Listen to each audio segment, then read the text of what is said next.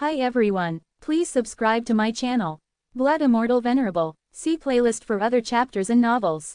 I do not translate the novels. Credits goes to original translator and author of the novel.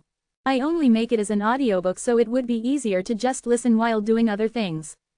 Credits goes to the author of the novel. I convert stories to audiobook for mental health, for multitasking purpose, for accessibility and time saving. Listening to audiobook is also beneficial for people who have disability. It improves our listening skills and improve our English comprehension, vocabulary and other things. So, thank you for listening. Thank you and thank you very much for your support. Chapter 521, Swelling Earth. Since Letitia had restarted her cultivation 9 times and her cultivation base was constantly changing, it was difficult for anyone to gauge her strength. Many people believed that even if Letitia recovered her power and returned to the virtual tribulation realm, she was still only slightly stronger than Emmanuel and Morphins. But now, it looked like she had become more than just a little stronger than them. She could even be a match for a warrior at the life and death realm whenever she became a late-stage virtual tribulation realm warrior. After getting rid of the Demon Emperor corpse, Letitia once again led the group forward. At the same time, the warriors on the other 8 paths also continued to advance. Eddie and the 6 cloaked independent warriors of the virtual tribulation realm almost crushed the corpses without a word. The martial practitioners of the Bloodwood Cliff, Black Mountain Sect, and mysterious Luna Hall had passed through this section of the road safely despite the attacks they had encountered. The fastest of these 9 forces were the martial artists who had come from the Divine Kingdom. The woman in black and the man beside her didn't make a single move. The warrior behind them rushed forward, a golden bow at the ready, and shot arrow after arrow at the corpses. These 5 arrows seemed to have a life of their own, shooting towards the 5 corpses with a bloodlust that was almost indecent.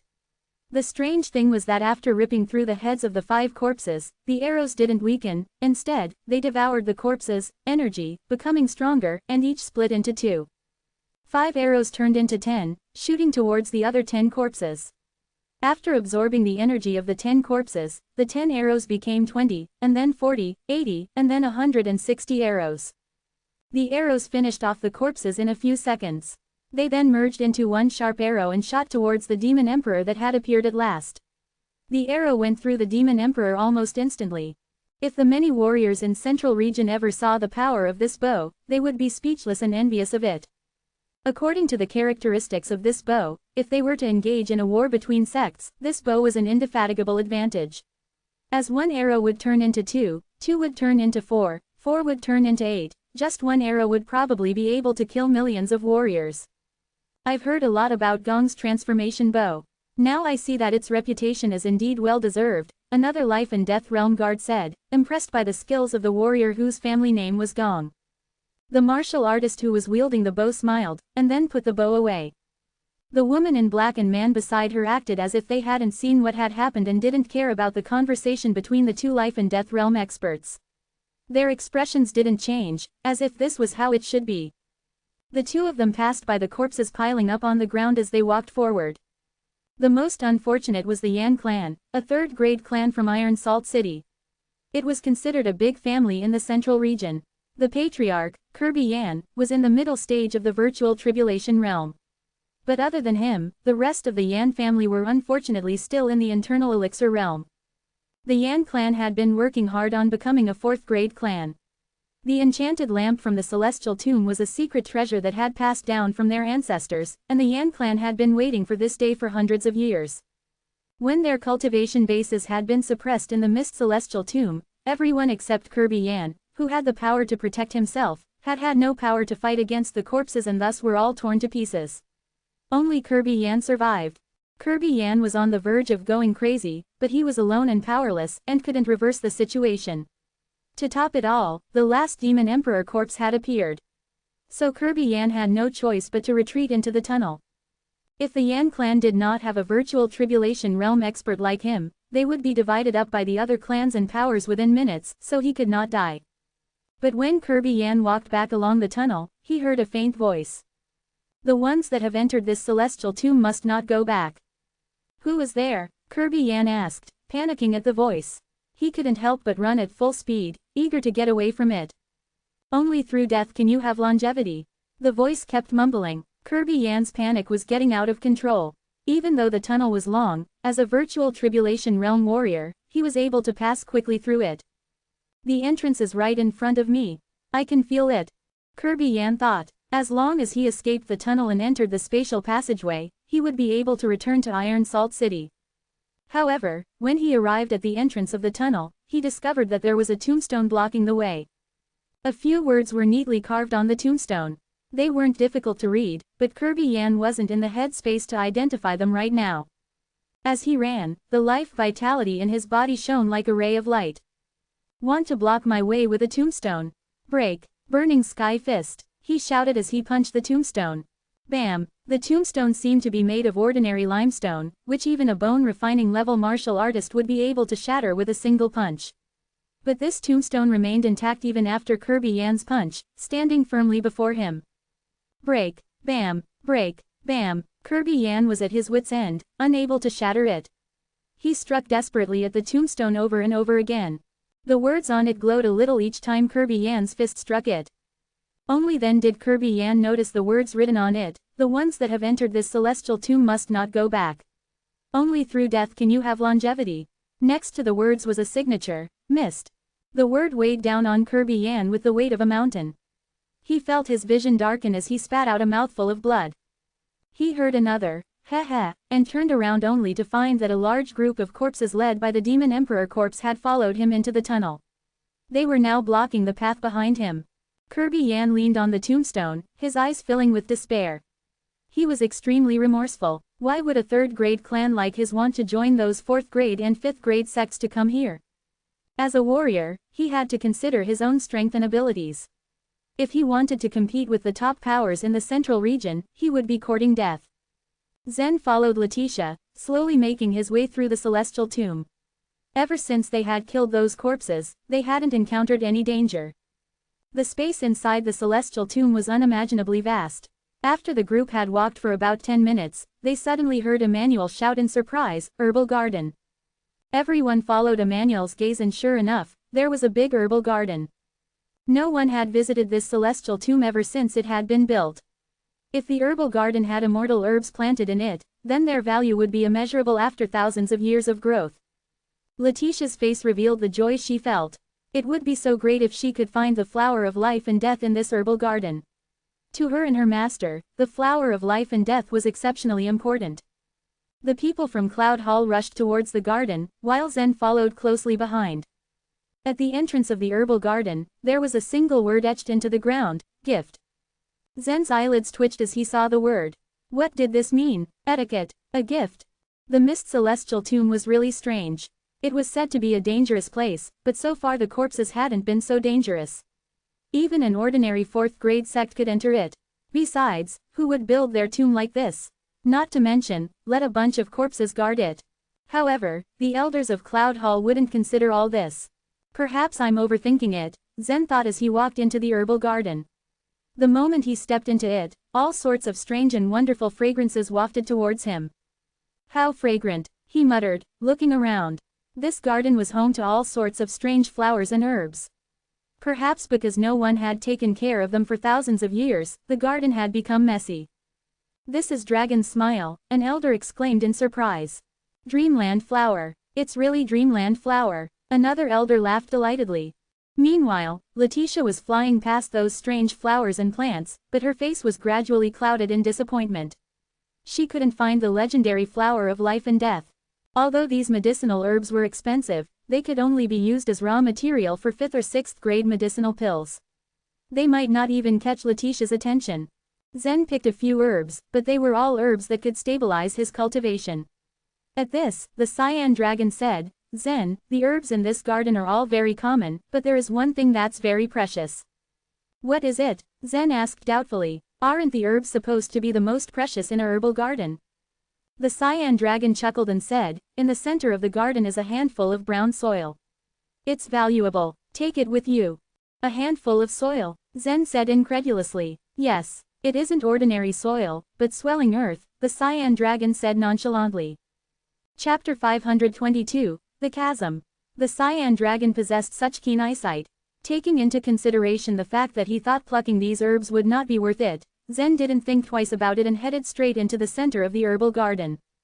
A handful of the elders had been collecting these aforementioned herbs crazily. Imogen and Letitia didn't stop them whatsoever. The Cloud Hall had its very own garden full of herbs just as well, but these herbs were worlds apart in terms of quality compared to those of the Cloud Hall. These elders appeared as if they were more than willing to put their lives on the line just to set foot inside the Immortal Mist's celestial tomb, because they were so eager to search for their own opportunities, and also, they wanted to receive their own share of benefits. For that very reason, Letitia also permitted all of these elders to harvest these herbs themselves. In regard to the disciples of the Cloud Hall, each and every single one of them looked as though they were in Cloud 9. The herbs they were picking were regarded as high-level herbs in the Cloud Hall, and every bit of it would be worth a ton of money. The fact of the matter was that the elders at the virtual tribulation realm themselves considered them as high-level herbs as well. So, it should come as no surprise that the disciples at the internal elixir realm gave these herbs so much significance. Despite the fact that they didn't dare to take the herbs in the middle of the herbal garden like the elders, they were already deeply contented with merely picking the ones which were at the garden's edge. Zen leisurely walked over to the center of the herbal garden. Everyone among the elders simply cast sideways glances at him without paying him much attention. Zen tilted his head looking at the ground and scanned the area. The herbal garden had been completely filled with black soil, but at that point in time, he noticed a patch of brown soil that was about the size of a palm just beneath his feet. "Is this what you refer to as the swelling earth?" Zen asked out of curiosity. "That is correct. Just go ahead and dig it out. It will be of use to you when the time comes," the cyan dragon casually responded. Without uttering another word, Zen pulled out his long sword, and with a swoosh, he pierced it right through the ground. Making 4 cuts around the earth, he carefully pried the swelling earth out. This object's appearance was like that of a brown lump of earth, but in contrast to what Zen had in mind, it was exceedingly heavy. Even with the arm strength Zen possessed at that point, it still felt quite heavy. The moment the swelling earth had been taken out, it began flowing ceaselessly, taking the shape of a small brown ball which gave off a metallic luster. It appeared that this object was neither metal nor earth, truly quite a fascinating thing. "What's that thing you're holding in your hand?" Emmanuel's eyes glimmered as he approached Zen and stretched out his hand. The other elders also got curious and shot him a glance to see the small brown ball Zen was holding. They might not have been able to recognize what it was, but it was easy to tell that it couldn't just be some ordinary object. Letitia tried her best not to do anything to get involved. Generally speaking, the objects within the herbal garden would normally become the property of whoever it was that found them. Still, Emmanuel was the first to react among the elders. From the looks of it, it was apparent that he had intended to catch Zen unawares and seize the swelling earth away from him. With a quick flip of his palm, Zen swiftly evaded Emmanuel's grip. Thereafter, in just a blink of an eye, Zen stored the sphere of swelling earth inside his space ring. Giving Emmanuel a dull look, he asked, "What do you think you're doing?" Emmanuel just laughed it off and told him, "It was nothing. It just piqued my curiosity a little bit, so I wanted to take a closer look." Zen let out a deep sigh and turned his head to check around the area to see if there were any other herbs which he could make use of. He was aware that Emmanuel was interested in stealing the swelling earth, but sadly for him, Zen had fast reflexes. If Emmanuel had succeeded in snatching it away from him, it would prove to be quite hard for him to take it back. He also thought that Letitia wouldn't want to step in and pressure Emmanuel to hand over the swelling earth. Also under the assumption that Letitia wouldn't get involved, Emmanuel had made up his mind to immediately take advantage of the situation and grab it as soon as he could. Unfortunately, he had not taken into account the possibility that Zen would be so quick to react. It didn't take too long before the herbal garden in its entirety had already gotten fully harvested by everyone in that crowd. As a matter of fact, even the roots of those herbs had not been spared. When they were done gathering all of the herbs they could find, they didn't stay for too long and moved forward.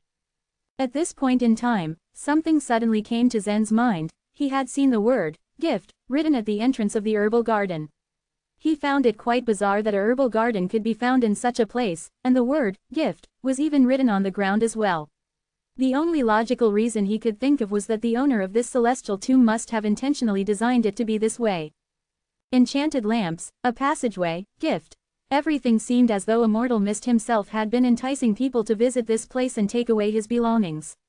Zen couldn't shake off the ominous feeling, for he had no clue whatsoever what could be the Immortal Mist's reason for doing it.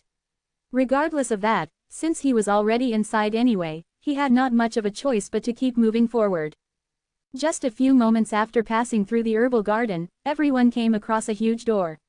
This door in particular was so peculiar, embedded on it were a number of much smaller doors. These doors had been laid out in a row. Giving it a good hard look, Zen counted about 45 small doors. Why would there be so many small doors in it? With her eyebrows deeply knit, Letitia glanced at the doors. We should just all walk into the same door, suggested Saint Morphins. It would be better to move together as a group when traversing an unfamiliar space. Recklessly moving on your own was strictly forbidden. Saint Morphin's suggestion was the natural course to take. Letitia was a bit reluctant at first, but she went ahead and swung a small door open. The instant she walked through, the door was shut behind her. What just happened? Zen and Imogen furrowed their eyebrows simultaneously out of surprise. Could it be that only one person can enter each door?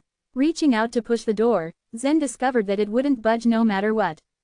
Imogen pointed her walking stick toward the door and tried to ram it. Boom! Aside from a muffled sound, the small door simply remained unscathed. All of the people shot glances at each other in utter horror. God knew what Letitia could have come up against upon entering that door. The look on Zen's face went dark. Stretching out his arm, he reached for another small door right next to the one Letitia had chosen, and opened it. He went in just as well, but on the very instant he had done so, he felt an immense force dragging him further in. No matter how hard he tried, he couldn't resist the mysterious force pulling him in, so much so that he didn't have a chance to go back anymore. The door immediately flung shut behind him. Now, it wasn't as surprising that Letitia somehow let the door shut behind her as well.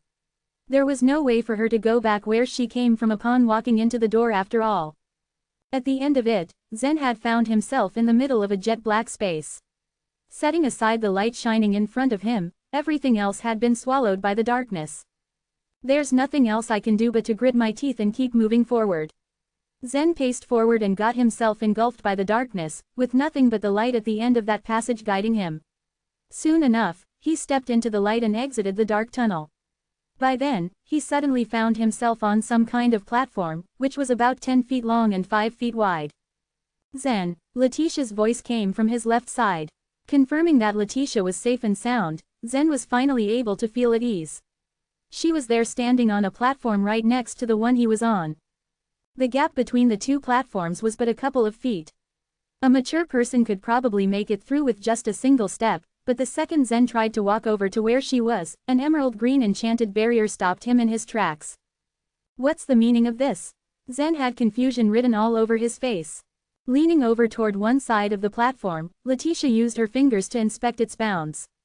As her fingertips got into contact with the edge of the platform, an emerald green enchanted barrier promptly rose up as well. An enchanted barrier has been put up around the platform. I don't think there's a way for you to get through it.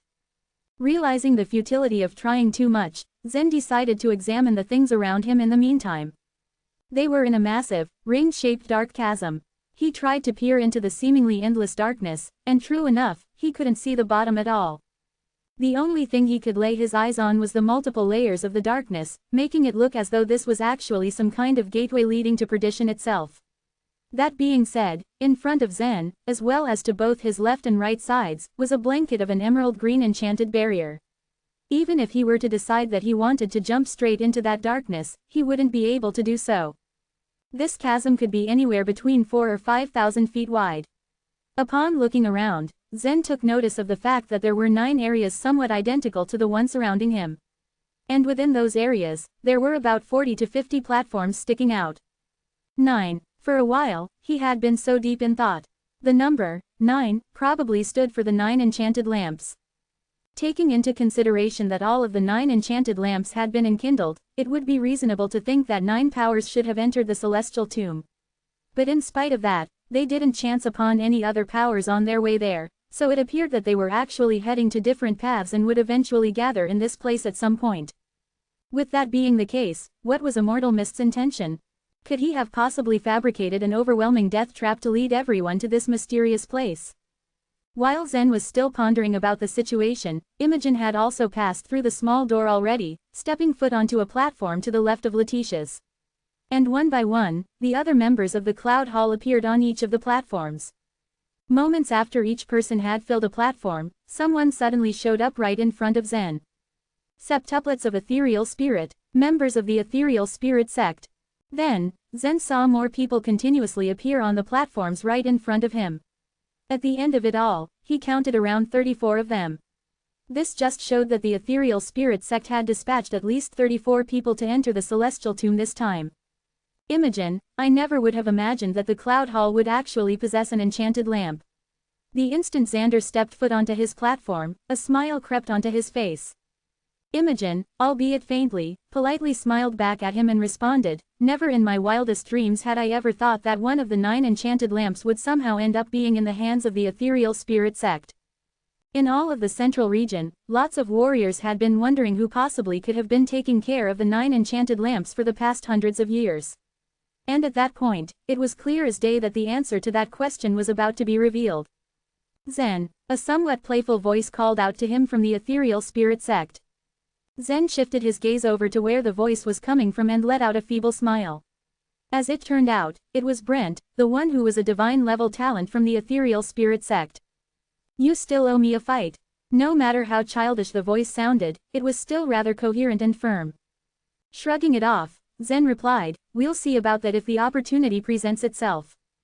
When Zen had actually withdrawn from the martial arts contest at the last minute, Brent was the one who had gotten most dispirited. He had always lamented the idea that he wasn't able to get the chance to fight Zen head-on. It reached the extent that he even mentioned it repeatedly upon coming back to the ethereal spirit sect. I'm going to take your word for that, Brent blurted out while pulling a face. Zen just gave him a weak response. In this situation, he couldn't be bothered to worry about the little child. During the martial arts contest, Eddie had mentioned at some point that he was a holder of an enchanted lamp. With that in mind, he should also be showing himself any minute now. And while he had been pondering about that, a strong and powerful voice suddenly resounded throughout the chasm, it seems we meet again, boy. Chapter 523, A Dice. The abyss was like a giant chimney, with all platforms distributed on the same level. Right now, there were many people standing on the platforms. The powerful voice came from one side of Zen's platform. Zen's eyebrows went up as he realized that it was Eddie. The people from the Cloud Hall became nervous when they saw Eddie. It could be said that the Cloud Hall and Eddie were at a stalemate because of the sect protecting array. They were safe in the Cloud Hall because they had the small circulation killing array to protect them. If the situation arose that Cloud Hall had to fight Eddie, how would they be able to defend themselves? Zen laughed coldly at Eddie's words. What an honor, he sneered. The 3 obese men and the ancient tycoon from the World Commercial Alliance appeared in another area along with many elders of the alliance. Zen saw that Xiao was one of them.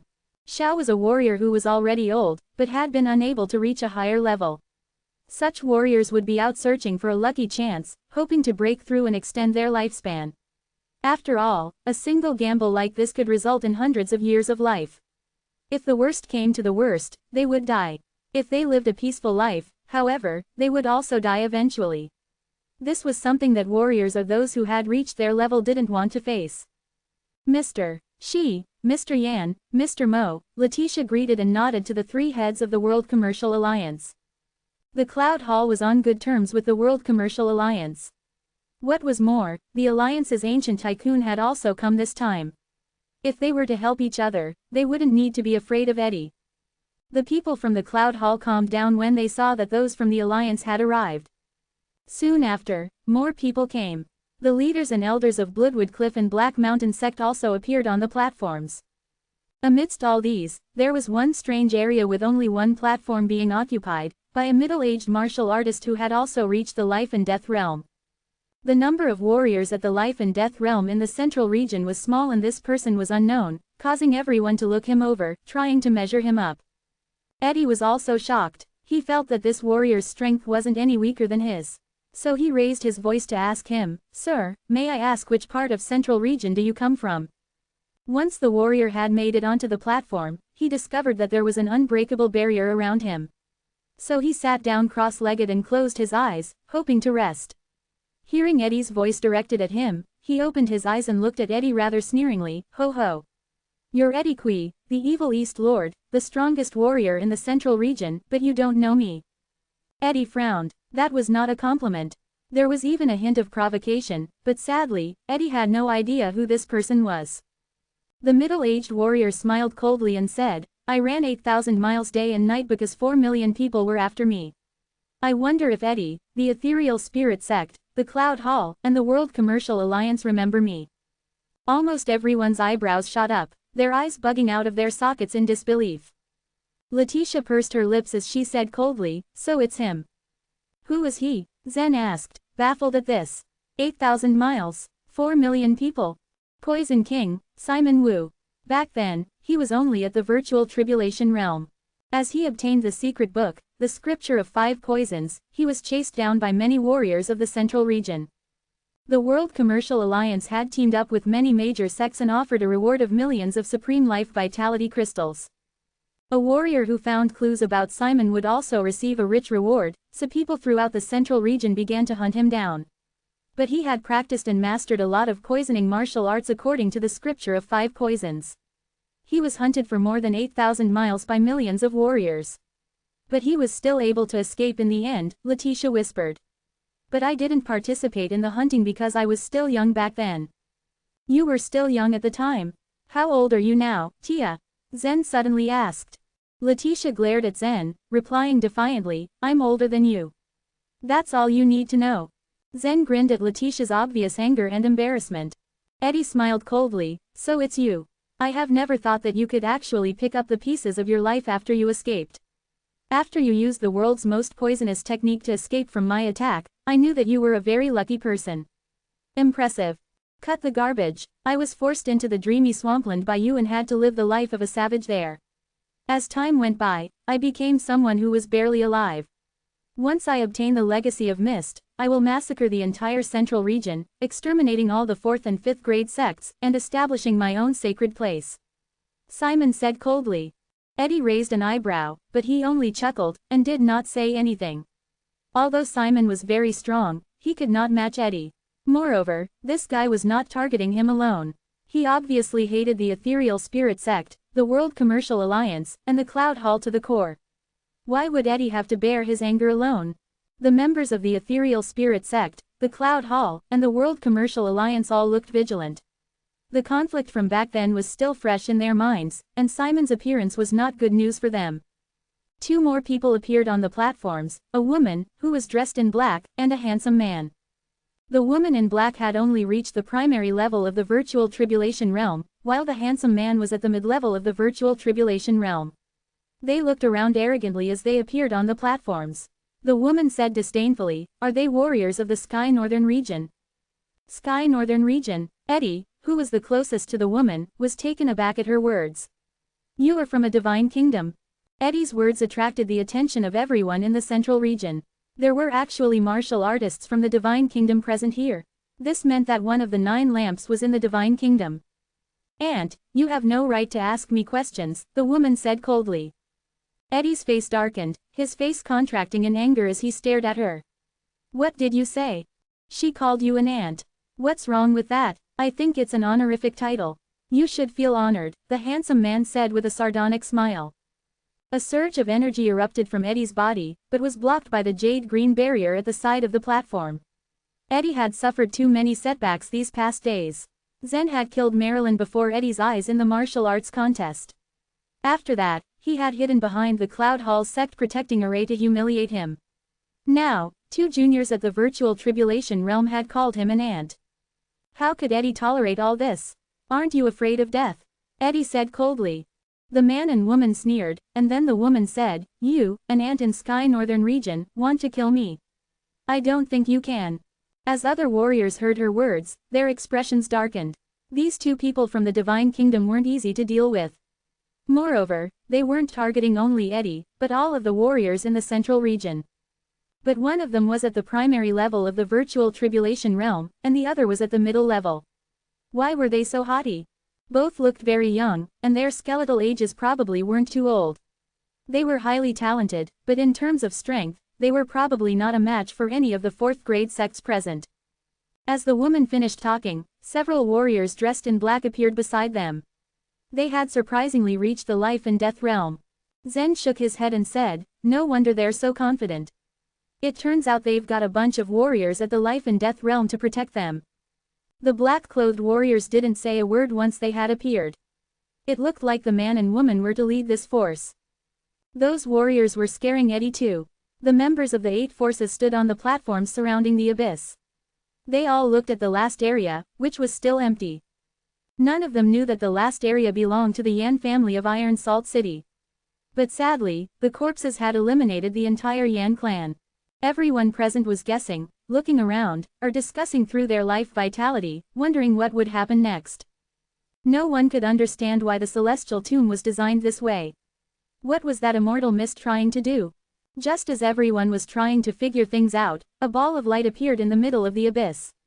The light was like a drop of water that kept twisting and turning, and in the end, became a square. After the square stabilized, milky white and red spots appeared where it had been. At last, the light turned into a dice, a very common 6-sided dice that was used in gambling dens. Chapter 524, The Number of Dots. Everyone's eyes were focused on the die, their faces puzzled. It was strange that a 6-sided die had appeared in this celestial tomb. The die had spun slowly as it appeared, but it gradually slowed down.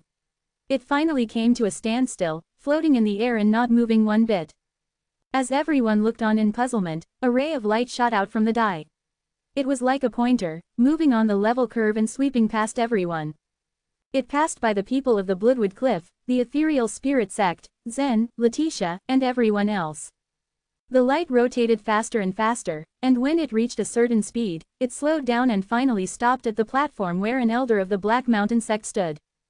The elder became nervous, clueless about what was going on. What is this? He asked, puzzled. No one could give him an answer. It was the first time that anyone who was present there had seen such a thing. As time passed, the light that had shot out of the die began to jump and its color began to change. It slowly turned from a bright yellow to red, and the two colors flickered alternately. The elder of the Black Mountain sect began to panic at the change in the light beam. He looked at Raven, the sect head, and shouted in panic, "Sir, save me." Raven was not far from the elder. The problem was that the emerald enchanted barrier surrounding the platform could not be broken. So Raven couldn't help him even if he wanted to. When the beam of light finally turned completely red, it shone bright, focusing on the body of the Black Mountain sect elder. A horrifying amount of powerful energy erupted from the beam of light, instantly shattering the elder into pieces. The shock registered on everyone's face at this. Raven was wearing a mask, so it was impossible to see his expression. But he definitely had to be as stunned as everyone else. The energy contained within the beam of light was something that no one could resist and was extremely terrifying. Not to mention that the man who had just died was an elder of the virtual tribulation realm. Even a life and death realm expert wouldn't be able to block this beam of light. What was this? It seemed that whoever the beam of light was directed at had to die. No one could answer this question. After the beam of light had instantly killed the Black Mountain sect elder, it began to slowly spin again. Everyone prayed nervously, "Don't let the light shine on me." The beam of light started to slow down, sliding towards the Cloud Hall. People from the other sects let out a sigh of relief as they saw this, assured that it wouldn't be them. However, it was a different story for Cloud Hall. Emmanuel was ashen-faced as he looked at the beam of light that was slowly moving towards him. Only when the beam of light slowly flew past him did he heave a sigh of relief. The beam of light then shot towards Morphins. He frowned as he stared at the beam that symbolized death, contemplating ways to deal with it. However, the beam of light did not stop at Morphins either. In the end, it swept past Imogen and slowly turned towards Letitia. "Tia," Zen said, his heart dropping. Just when everyone had begun to think that the beam of light was aimed at Tia, it shifted a little and landed on Zen. Eddie smiled faintly, yet contemptuously. "This little brat has been always lucky. It looks like his luck is about to run out today. Even a virtual tribulation realm warrior couldn't withstand this beam of light. So this brat is doomed." Zen. Letitia was very nervous. Zen's brow creased. When this beam of light turned red in a few seconds, it would kill him. There was a frenzy at the realization that not a single person was able to retain their composure. But Zen looked abnormally calm. He still had a bit of support on his body, so he should be able to resist the red light. He was still carrying the protective talisman that the leader of the Dragon Abyss Palace had given him, which was also from the upper world and was supposed to be able to help him resist the red light. Impatience was useless at this point. The most important thing was to think. No matter what the purpose of the Mist Celestial Tomb's design was, it should not have left behind such a death trap. As the beam revolved around, more and more people would die. Could it be that this beam of light was going to kill everyone here? Calm down, Zen kept telling himself. The giant die in the middle. It definitely had something to do with that die. The question was, how should he solve this mystery? Die. The problem must have been the die. Everyone had to face this one, though. After a few seconds, the red light appeared again. The yellow and red light continued to appear alternately. Once the light turned completely red, it would kill Zen in an instant. Some people like Eddie, who harbored nothing but enmity for Zen, sneered. But most people were worried. Even if Zen died, what would happen next? They also had to face the beam of light. How could they escape death? The red light jumped faster and faster. Zen's eyes fluttered and his life vitality surged. He punched in the air, and the shadow of his fist actually shot towards the die. Bam! The strange thing was that the emerald enchanted barrier in front of Zen had not blocked his attack. The shadow of his fist went straight through. The die jumped up after Zen's punch, rolled a few times, and finally stopped with a number. 2 dots. The beam of light shining on Zen gradually turned yellow.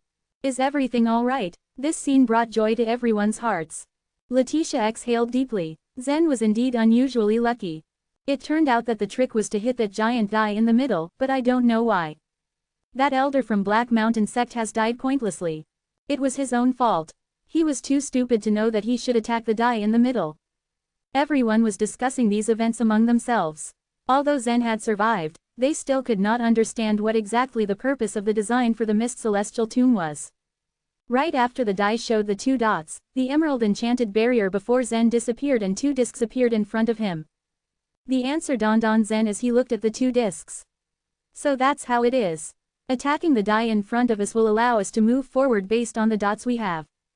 Zen didn't hesitate. He stepped off the platform, onto 1 disc, and took 2 steps forward. He understood at this moment, and watching him step forward, everyone else immediately understood too.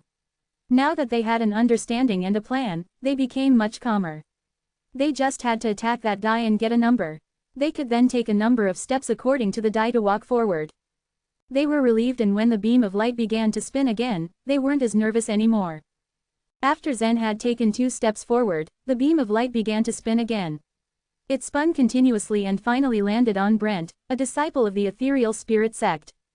Brent smiled and punched the die, which rolled a few times in the air and finally revealed a number, 6. Soon after, 6 discs appeared in front of Brent. As he stepped forward, he smiled at Zen and teased, "It looks like I'm luckier than you." Zen laughed lightly, not minding it at all.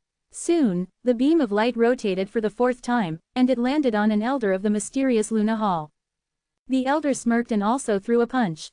As a virtual Tribulation Realm martial artist, he used 80% of his strength in this punch, sending the die flying high into the air. It fell down heavily, revealing a number, 3. 3, not bad. The elder from mysterious Luna Hall took 3 steps forward without hesitation.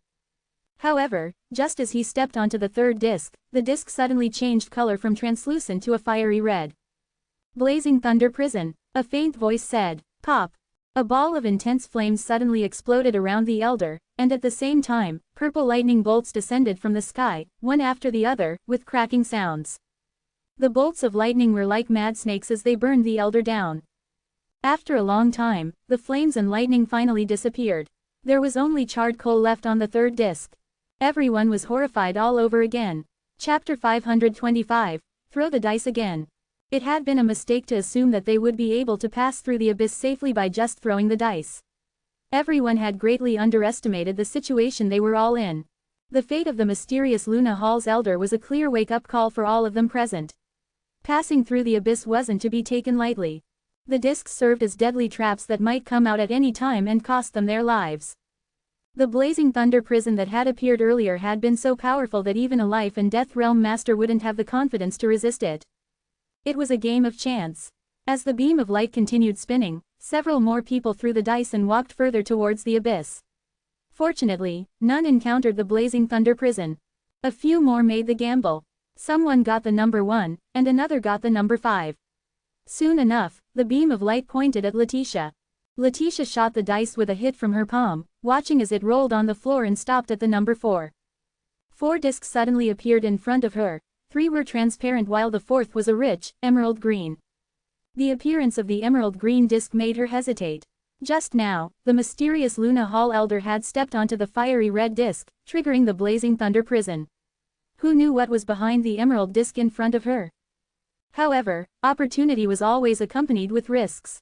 Letitia took a step and steeled herself. There was no way back. The moment she stepped onto the emerald green disc, a voice echoed all throughout.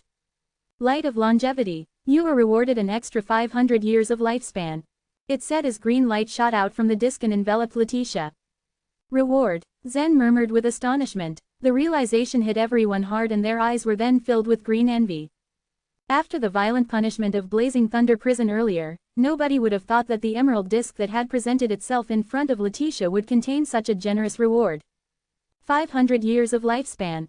There were many ways to increase one's lifespan in the sky northern region, such as life extension pills and long life pills.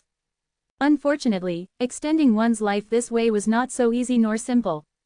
The pills were extremely valuable and had limited effects. The life extension pill, for example, could only be taken once to extend a person's life for mere 3 years. Any further intake of the pill after that would have no further effect. The long life pill, on the other hand, could extend one's life for 20 more years, but it came with a heavy side effect. The pill contained an incurable poison that, once ingested, would permanently prevent the warrior from advancing their strength. Only warriors who were desperate and at the end of their lifespan would dare take the long life pill just so they would be able to linger on the earth for a bit longer. To gain extra years, one always had to trade in something else. However, here was Letitia who, after a mere roll of the dice, was suddenly able to win 500 years of lifespan. As a virtual tribulation realm warrior, she already had a lifespan of 1,000 years. Now, with an additional 500, she wouldn't have any difficulty living up to 2,000 years. Who wouldn't be jealous? The leader of Cloud Hall has such good luck. Yes, luck is somehow always on Cloud Hall's side. Zen is a case in point. If Cloud Hall doesn't intend to rule the central region and establish the Divine Kingdom, it is very likely that it will be promoted to a sacred place in the future. Isn't Cloud Hall only a 4th grade sect? 4th grade. There was a cackling laugh. The Cloud Hall has always been at the top among all 4th grade sects. In fact, once Letitia recovers her level of virtual tribulation realm, the Cloud Hall would be able to become a quasi-5th grade sect.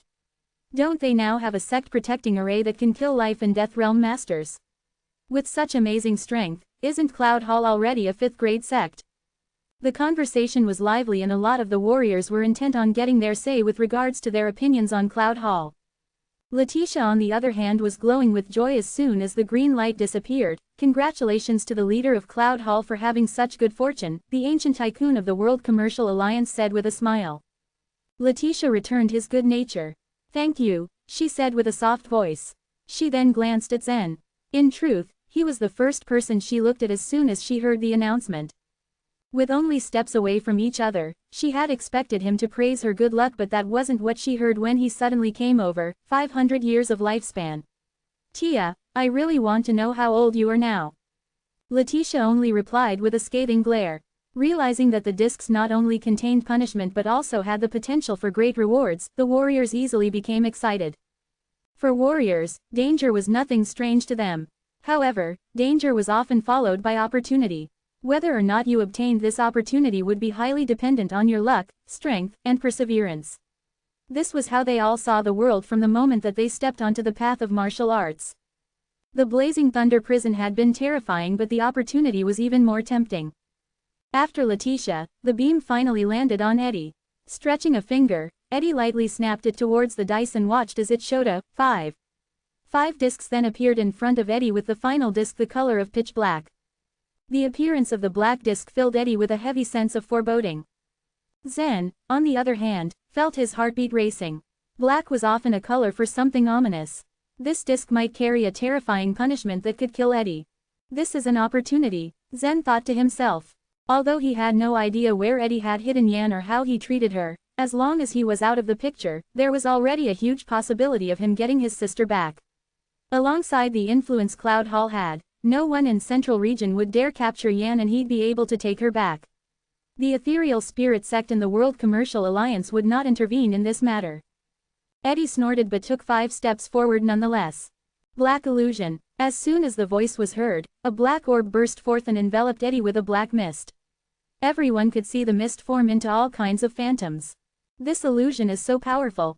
Those phantoms are actually ones of the legendary beasts. Can Eddie even survive this? I highly doubt it. It's good if he dies. If he lives, he will only become a nightmare for the warriors of the central region in the future. Eddie was both evil and righteous in his way of doing things, which made a lot of people wary of him. The only reason why they kept silent was that he was too strong and nobody in central region could be his match. Truth be told, many of them were also wishing for the same thing as Zen, and Owen, and even those from the ethereal spirit sect. They all hoped for Eddie's death. Ha! An incredible wave of power burst through the black mist as they all heard Eddie's roar. The power had been so strong that it was able to escape the black illusion and be felt by the warriors that were standing nearby. A few even had to stagger back from the momentum. Such was Eddie's strength. I never thought that the Sky Northern region had such a strong master. The handsome man from the Divine Kingdom murmured in an indifferent, almost mocking tone. The woman in black beside him remained expressionless. "They're still ants," she said coldly. As Eddie let out his roar, the phantoms of the various legendary beasts started to flicker. At this time, a lot of warriors heard violent noises coming from the black mist as if Eddie was fighting against some extremely powerful beings. Gradually, the phantoms started to disappear one by one, along with the black illusion. Once the mist had dissipated, Eddie was revealed, standing firmly on the disc with an expressionless face. There were numerous gasps all around. Eddie has survived. He's too powerful. The black illusion is probably some kind of extremely powerful magic killing array, but he was able to break through it just like that. He truly lives up to the name of top master in the eastern region. Everyone was awed by Eddie's strength, but it was only Eddie himself who knew what kind of crisis he had just encountered. All sorts of legendary beasts had appeared within the black illusion and attacked him all at once. Although the strength of these legendary beasts couldn't compare to the real thing, Eddie's strength had been greatly suppressed and had been equal to that of the late stage of the virtual tribulation realm instead of his life and death realm. He had to use a lot of cultivation methods to kill the legendary beasts one by one, and the fight almost exhausted all of his skills before he managed to come out of the black illusion alive. After his trial, the beam of light once again moved, now stopping at the woman in black from the Divine Kingdom. It was unknown to all what kind of cultivation method she had mastered. The woman only shot an indifferent glance at the dice before it began to spin, as if pushed forward by her looks alone. Soon, the dice gave a 6. The woman only looked at the number and calmly walked forward once the 6 discs appeared in front of her. The 6th disc was a bright yellow color this time. As soon as she stepped onto the yellow disc, the voice suddenly spoke, "Throw the dice again." The woman in black faintly smiled, but the crowd was stunned. They all wondered why she had been treated differently and was not made to face any punishment or reward. Chapter 526, Worry. The woman clothed in black robes stood atop the disc as her gaze locked once more on the dice positioned in the middle of the abyss. As they all held their breath in anticipation of her next outcome, the dice began to rapidly spin once again. After a while of tossing and turning, the dice gradually slowed to a stop. One of the spectators gasped in wonder as the number that appeared on top of the cube was yet another success. "It's 6 again.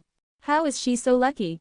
Another person wondered. By this point, everyone watching the affair had more or less understood that they were engaging in a special game of Mist Celestial Tomb. As for why Mist had specifically designed this game, no one had a definite explanation. However, since everyone playing the game arrived at the same starting line, all they could think about was not falling behind the other participants. Before the woman had started, the highest number of dots that a martial artist had thrown was a 6. As luck would have it, this strange woman managed to obtain a second chance at throwing the dice right after throwing it once. It was indeed a subject of fascination to everyone who had witnessed the perplexing phenomena. Who would have thought that she would roll the dice and get another 6?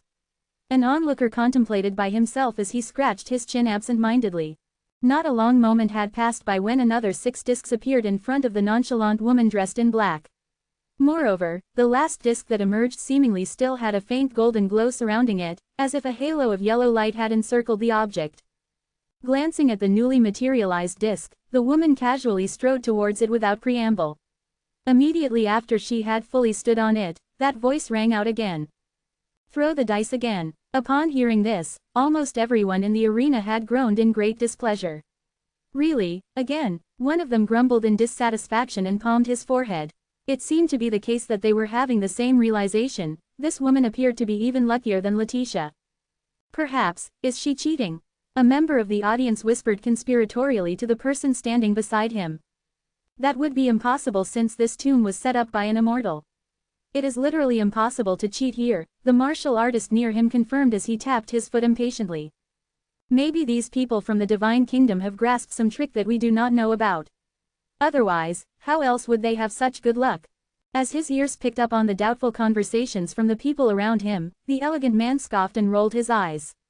She is our clan's holy maiden, he snapped at them.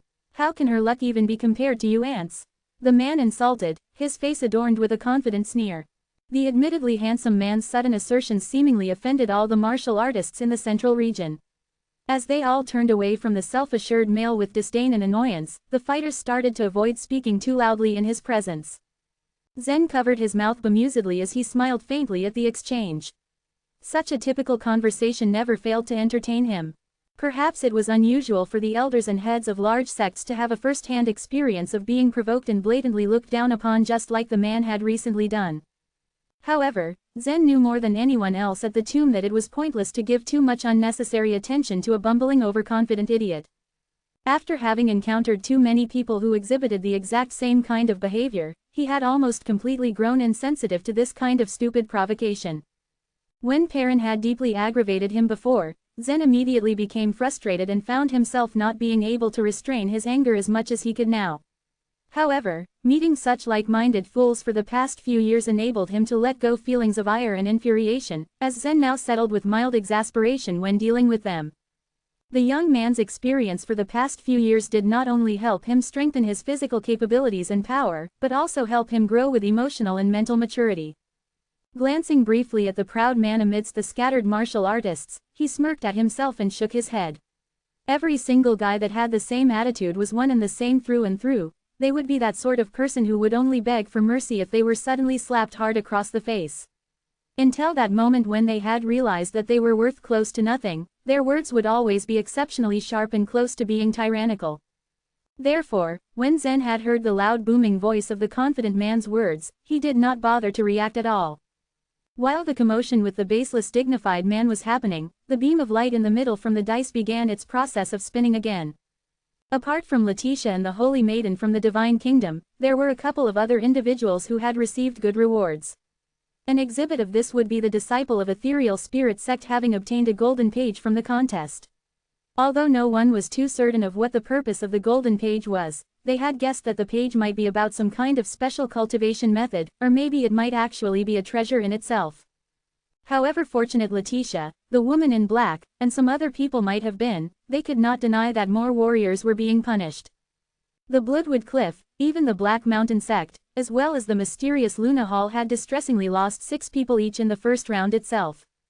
Although Zen was lucky enough to be the second person to be pointed at, he had only taken 2 steps himself and was actually a bit behind, which slightly annoyed him. While he observed the radiant light beam as it spun continuously, the cyan dragon hummed and started to speak. Zen, I think I know what this is. Intrigued, Zen straightened his posture and uttered, tell me. The man had deeply contemplated by himself ever since the event had started about the possible reason why Mist would design such a game that resembled the act of gambling. This may look like a game, but strictly speaking, it should be a wheel of fortune, the cyan dragon stated straightforwardly. Zen tilted his head to one side, his confusion becoming apparent as he asked once more, Wheel of Fortune. What does that mean? The man inquired with a new sense of boundless curiosity. The cyan dragon replied with a resolved tone, look at it this way, Zen. In the eyes of martial artists, fortune may appear to be a bit mysterious, but it really does exist. In the central region, martial artists are usually assessed in 2 aspects. The first is their talent, the second is their willpower. Zen nodded in understanding at what the cyan dragon had said. It was an accurate presumption that strengthening one's willpower was equally important if a martial artist wanted to get stronger. Otherwise, even if a martial artist had prodigious talent, he would only indulge in pleasure and meaningless desires if he had mediocre willpower. No matter how much potential a cultivator might have or how many battles he might go through, it would definitely be impossible to succeed if he didn't have a strong willpower. With this inconceivable fact, all sects, first choice when recruiting disciples would be based on testing their individual talent, with the second being their willpower. After Zen had pondered over the facts laid before him, the cyan dragon continued his spiel. Strictly speaking, it is not wrong. With the usage of these two tests, the sects can easily cultivate illuminating soul realm or internal elixir realm disciples. The man started to look up, seemingly having a profound thought at the dragon's words. With just a bit of luck, the sects might even cultivate an elder in virtual tribulation realm one day. However, in the genuine dragon world, if we are to only examine these two aspects realistically, we will not be able to select a true elite. The cyan dragon finished while the game continued around them. Practically speaking, it was relatively easy for sects to find themselves qualified disciples who were both persevering and good at utilizing their talents. However true this case might be, cultivating these disciples into the internal elixir realm, or the virtual tribulation realm, or even the life and death realm, was never the ultimate goal. None of these accomplishments were enough, as they all needed something greater to truly reach their goal. In order to achieve this purpose, with the highest of ambitions, one needed to consider the third criterion, luck. The scene that was currently happening on his line of sight acutely reminded the cyan dragon of the genuine dragon's Wheel of Fortune. It was vaguely similar to the game as of the moment. However, the difference remained at the fact that the martial artists who participated would not die. This was due to the fact that the unfortunate warriors would only end up being kicked out by the Wheel of Fortune. It became crystal clear to him right at that moment. Obviously, the goal of Myst when imagining and creating this game akin to the Wheel of Fortune was one thing only: to be able to find the most fortunate martial artist. Even if the martial artists present in the game had varying levels of skills, it was discernible that none of them were weak. Moreover, their own fortune was not too tragic, as far as Zen could tell. An example of this would be Brent, as he was quite fortunate on his own. More so, the fortune of the Holy Maiden from Divine Kingdom was beyond any of them could even fathom. With a single throw, she could consecutively proceed up to 3 times. Reluctantly smiling, Zen shook his head before remarking, "It seems that I am not fortunate after all." "You are wrong. Rather, it's the opposite." The cyan dragon frowned before speaking with seriousness once again. "It is not the case that only the people with whom everything goes well can be called lucky. Some people have many misfortunes, and only after going through all sorts of trials can they reach the top of the pyramid." The dragon wryly grinned, giving a subtle motivation which hung in the air. "You must remember that this is also a type of great luck. Just now, you took 2 steps. That should be a reflection of your old luck. Just 2 steps. As the young master of the Luo family, it was accurate to postulate that Zen had been doted on by everyone that knew him. At a young age, he was cherished by his family, his relatives, and the people surrounding his home could be said to be wrapped around his little finger. Regrettably, the good times did not last long, and before he could be given the chance to comfortably explore the world, he had been reduced to a poor servant. In the blink of an eye, he had lost value to his name. According to your conjecture, then, since I have taken 2 steps forward now, would I be put through a lot of trials and tribulations later on?" Zen inquired as he caught up on the implications the dragon had spewed earlier on. "That is very possible," the cyan dragon speculated as he observed the other players. Although it was true that he was vastly knowledgeable on humans being a dragon from a genuine dragon, he was not 100% certain. This was due to the fact that this particular Wheel of Fortune was designed by Myst, so in the end, he remained to be not absolute in determining Zen's outcome in the game. Just right after their short conversation, it was not long before the beam of light pointed at Zen once again. Upon seeing the radiant gleam, Zen ultimately threw out a punch. While he was holding his breath in anticipation, the dice then subsequently rolled in a perfect circle before slowing to a stop, and out came the face of the dice showing number 1. The man instantaneously frowned in vexation. The number he had rolled was just too underwhelming. Just before that turn, Zen disappointingly threw out 2 dots, and now it dropped even lower to 1. Comparing his throws with the other martial artists, the dots he had acquired from those 2 throws were not even as many as those the others had procured in 1 throw. What kind of rotten luck is this? He infuriatingly thought as he pouted at his failure to add more steps in the game. Take your time and try not to be too impatient. The voice of a woman, Letitia, suddenly spoke in front of him. An encouraging smile graced her features as she stood in front of Zen, raising her balled fists as a form of support. The young man understood and appreciated the assurance as best as he could by nodding at Letitia. However, his expression drastically changed upon seeing a purple disc that gradually materialized in front of him. Is this going to be a punishment or perhaps a reward? His eyebrows furrowed as he deliberated with unease. When everyone had witnessed Zen throw out a 1, they collectively assumed that it was likely going to lead to a punishment. Many of them could not help but grin in satisfaction due to the fact that Zen's cultivation base was the weakest among them. In turn, if it did turn out to be a punishment, he would not be able to withstand anything that came his way. Well, this could be interesting to watch, some of them muttered under their breath as they hid a snicker behind their hands. Despite the doubts of the people spectating what his fate would be, Zen did not bother saying anything. Through the words of the Cyan Dragon, he already fully understood that the destiny of the crowd lay within the abyss. Although the young cultivator eventually became miserable and desolate in the Luo family, ever since he came into contact with the mysterious furnace, his destiny had drastically changed. His fortune had never been bad since then. Zen was resolute in overcoming this obstacle as well. Gazing intently at the ominous disc, there was only one thing that triumphed in his mind. No matter what was in front of him, he had no choice but to cross over. Just as Zen had stepped foot on the purple disc, a ball of glowing violet light instantly surrounded his frame. Within the briefest of moments, his eyes frantically scanned his surroundings as the scenery around him distorted into warbled images before it finally changed. Terribly surprised at what he had just witnessed, he lifted his gaze above and spotted purple flames perpetually falling from the skies. At the same moment of chaos, a faint voice could be heard which then promptly exclaimed, "Fiery star flame." When he heard the voice, Eddie's eyebrows twitched in mild amusement. He gave Zen's troubled frame a cold stare, and then a mocking smile started to form at the corner of his mouth.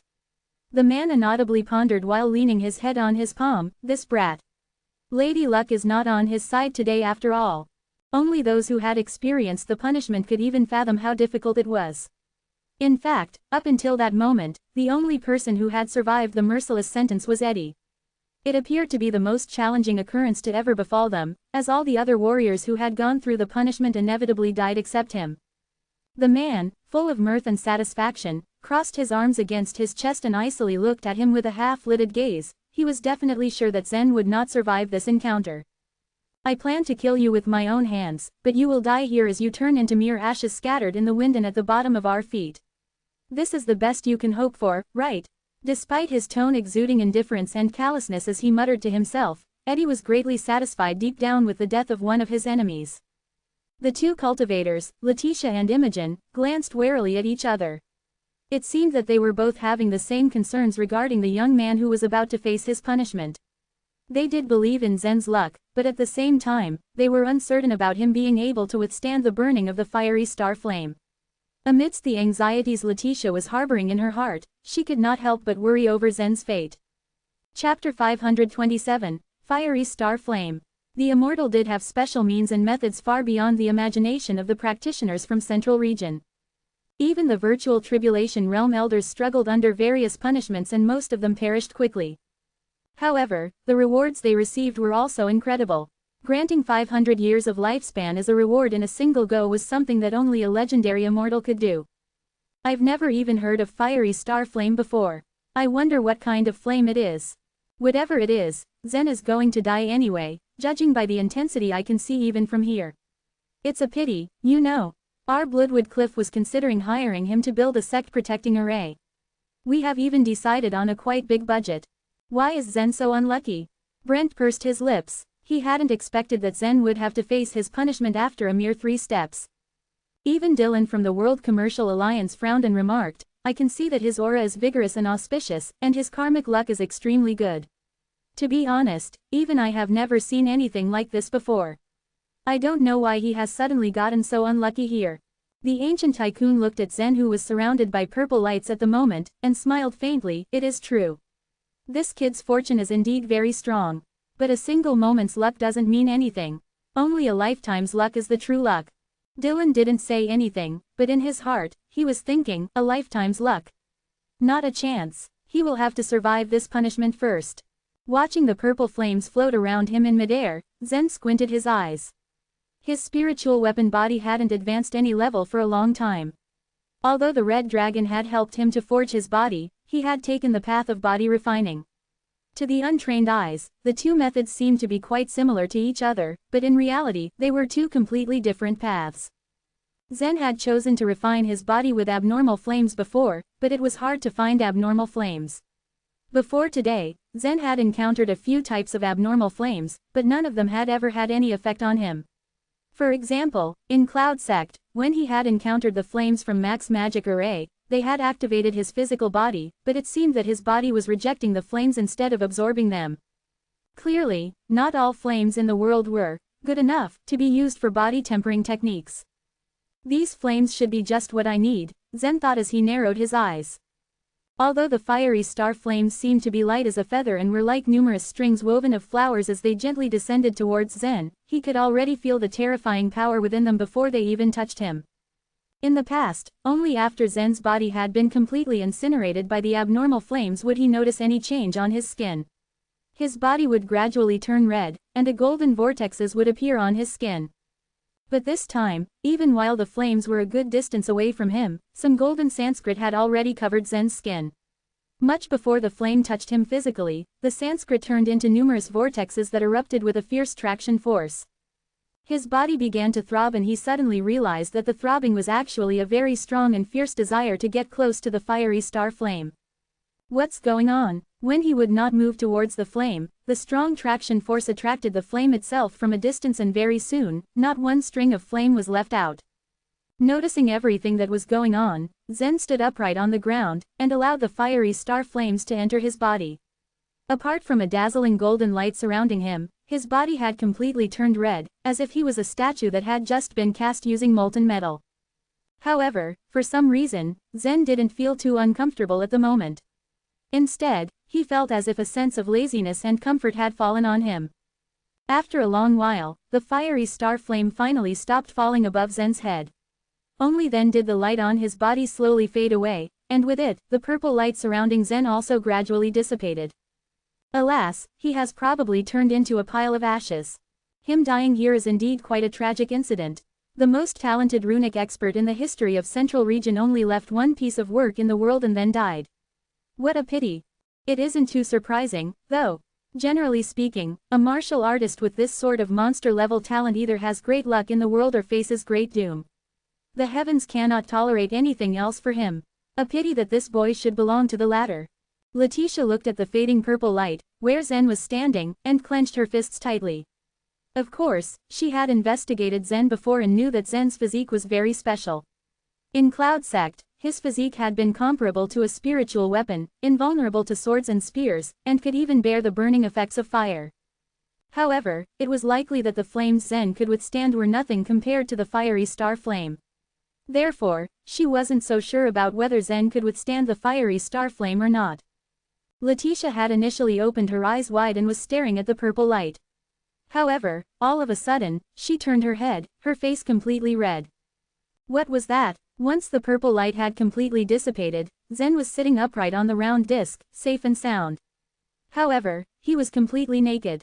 The fiery star flame had burned his clothes. At this moment, Zen's body was clearly visible. The newly forged physical vessel was still emitting a faint afterglow. Seeing this sort of near perfection, the crowd was stunned.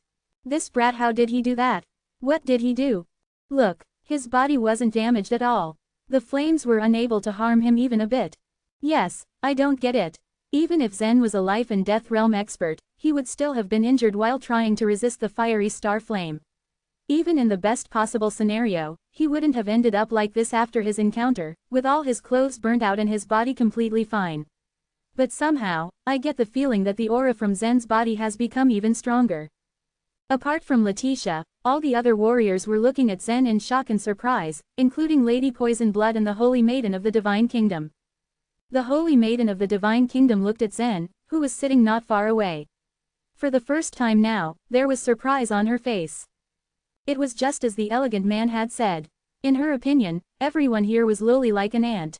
She was well aware that this round's assessment was about luck and fortune, but whose luck could be stronger than hers? Even though that kid at the Illuminating Soul Realm did not have an extremely powerful luck factor and had taken only 3 steps after throwing the dice twice, his strength seemed unusual.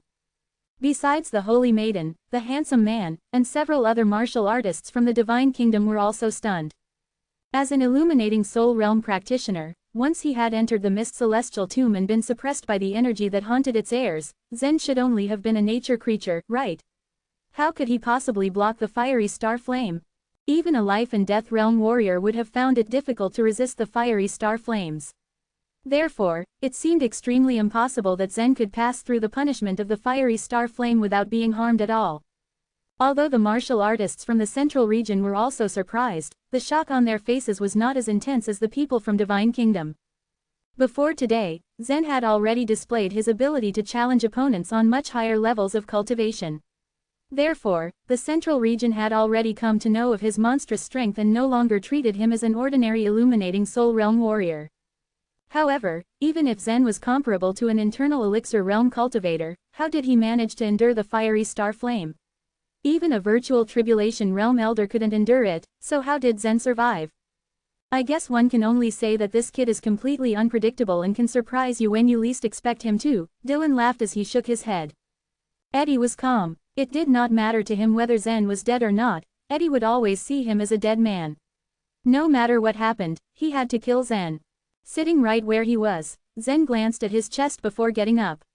As his eyes caught a glance of his chest, they were filled with surprise. 3 textures. What's going on? He asked. The cyan dragon answered in an indifferent voice, a loss can actually turn out to be a gain. One man's trash is another man's treasure. For the others, this is perhaps bad luck. But for you, this is great fortune indeed.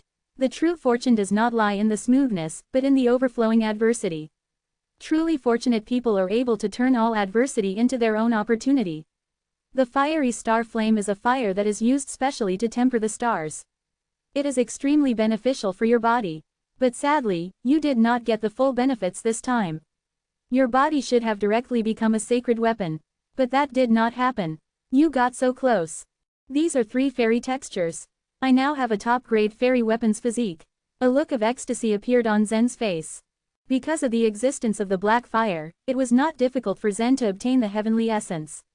Inside the central region, as long as he had enough life vitality crystals, he could buy as much as he wanted. This meant that Zen could light a greater number of dragon scales on his body and borrow more energy from them. However, because of the limitations of his physical body, Zen had never dared to borrow too much strength. After going through body tempering, his body had now mastered the forceful energy that lay within him, and his strength had greatly increased. However, he only dared to borrow the power of 500 dragon scales. Just now, when he had used the fiery star flame to temper his body, all he had wanted to do was to turn his body into a fairy weapon. Since fairy weapons were extremely powerful, Zen was satisfied with being able to become just a low-grade one, but he had never expected the effects of the flames to be so great that his body would temper itself into a high-grade fairy weapon. No wonder he had felt a desperate longing for the fiery star flame just now. At that time, he could not understand it, but now, he naturally did. Once his body reached the strength of a high-grade fairy weapon, he was only one more step away from becoming a sacred weapon. For Zen, as the strength of his body increased, the amount of dragon scales he could borrow also increased. 1,000, 2,000, 5,000, what would happen when such a terrifying force was suddenly unleashed? Zen did not know if he could beat Eddie to death at this level just yet, but he licked his lips nonetheless, his gaze sweeping over Eddie who was standing not far away. Eddie suddenly felt a hint of killing intent fall over him and his eyebrows knitted together. Of course he knew that this killing intent was coming from Zen who was standing close by. This little brat was becoming more and more unbridled with time and had begun to underestimate him now. Chapter 528, The Chosen One. Eddie's face darkened, the killing intent in his heart growing even stronger. The fiery star flame didn't kill Zen. He was really tough. If he had the chance to kill Zen in the celestial tomb, he would have done it without any hesitation. Eddie was extremely careful. He wouldn't wait until Zen became really strong to challenge him. If he didn't have the chance to kill Zen in the celestial tomb, Eddie would have to come up with another way to break the Cloud Hall's sect-protecting array. Either way, he would not spare Zen's life. The beam of light continued spinning rapidly. After Zen's round was over, it landed on the short man, the Poison King Simon. This time, Simon got the number 4. But the 4th disc was red. Seeing this, many people secretly let out a sigh of relief. Simon had held a deep enmity with the warriors of the central region. If he were left alive, it would be a disaster.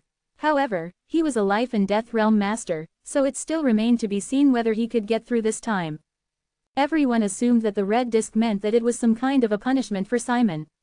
However, when he stepped on it, a voice suddenly rang in everyone's ears, "Free challenge."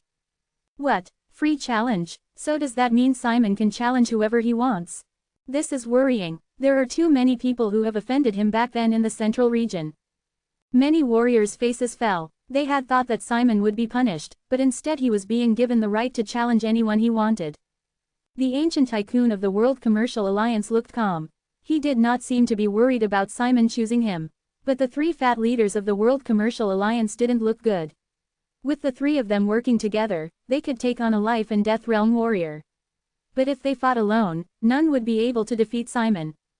Simon chuckled and spoke menacingly, "Free challenge, who shall I choose?" His gaze swept past Imogen, Letitia, and the rest without a pause. However, when his eyes met Eddie's, he paused for a few seconds. Eddie sneered and said, "You dare challenge me? I will take your life sooner or later, but not now," came Simon's retort. His gaze swept over the people from the Divine Kingdom and fell upon the Bloodwood Cliff. Lady Poisonblood's face was drained of color when she noticed that Simon was staring at her, as if what she faced was a formidable foe. Simon sneered, "Lady Poisonblood, what are you afraid of?" "No, nothing." Lady Poisonblood strived to appear calm as she spoke. "You're afraid that I'll challenge you, aren't you?" Simon asked. "You are a life and death realm master while I am only in the virtual tribulation realm. Of course, I wouldn't want to fight you," Lady Poisonblood said in a low voice. "No, that's not the only thing you're afraid of," Simon said. Lady Poisonblood suddenly shook her head.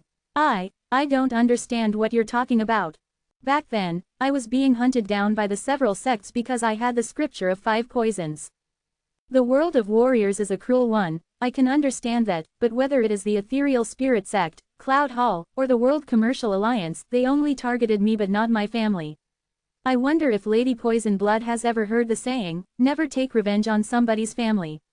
All 2,000 members of my family, from the old to the young, all of them were killed by you, Bloodwood Cliff. Simon said coldly, "It is time to settle the score." As soon as Simon finished speaking, Lady Poisonblood's face turned pale.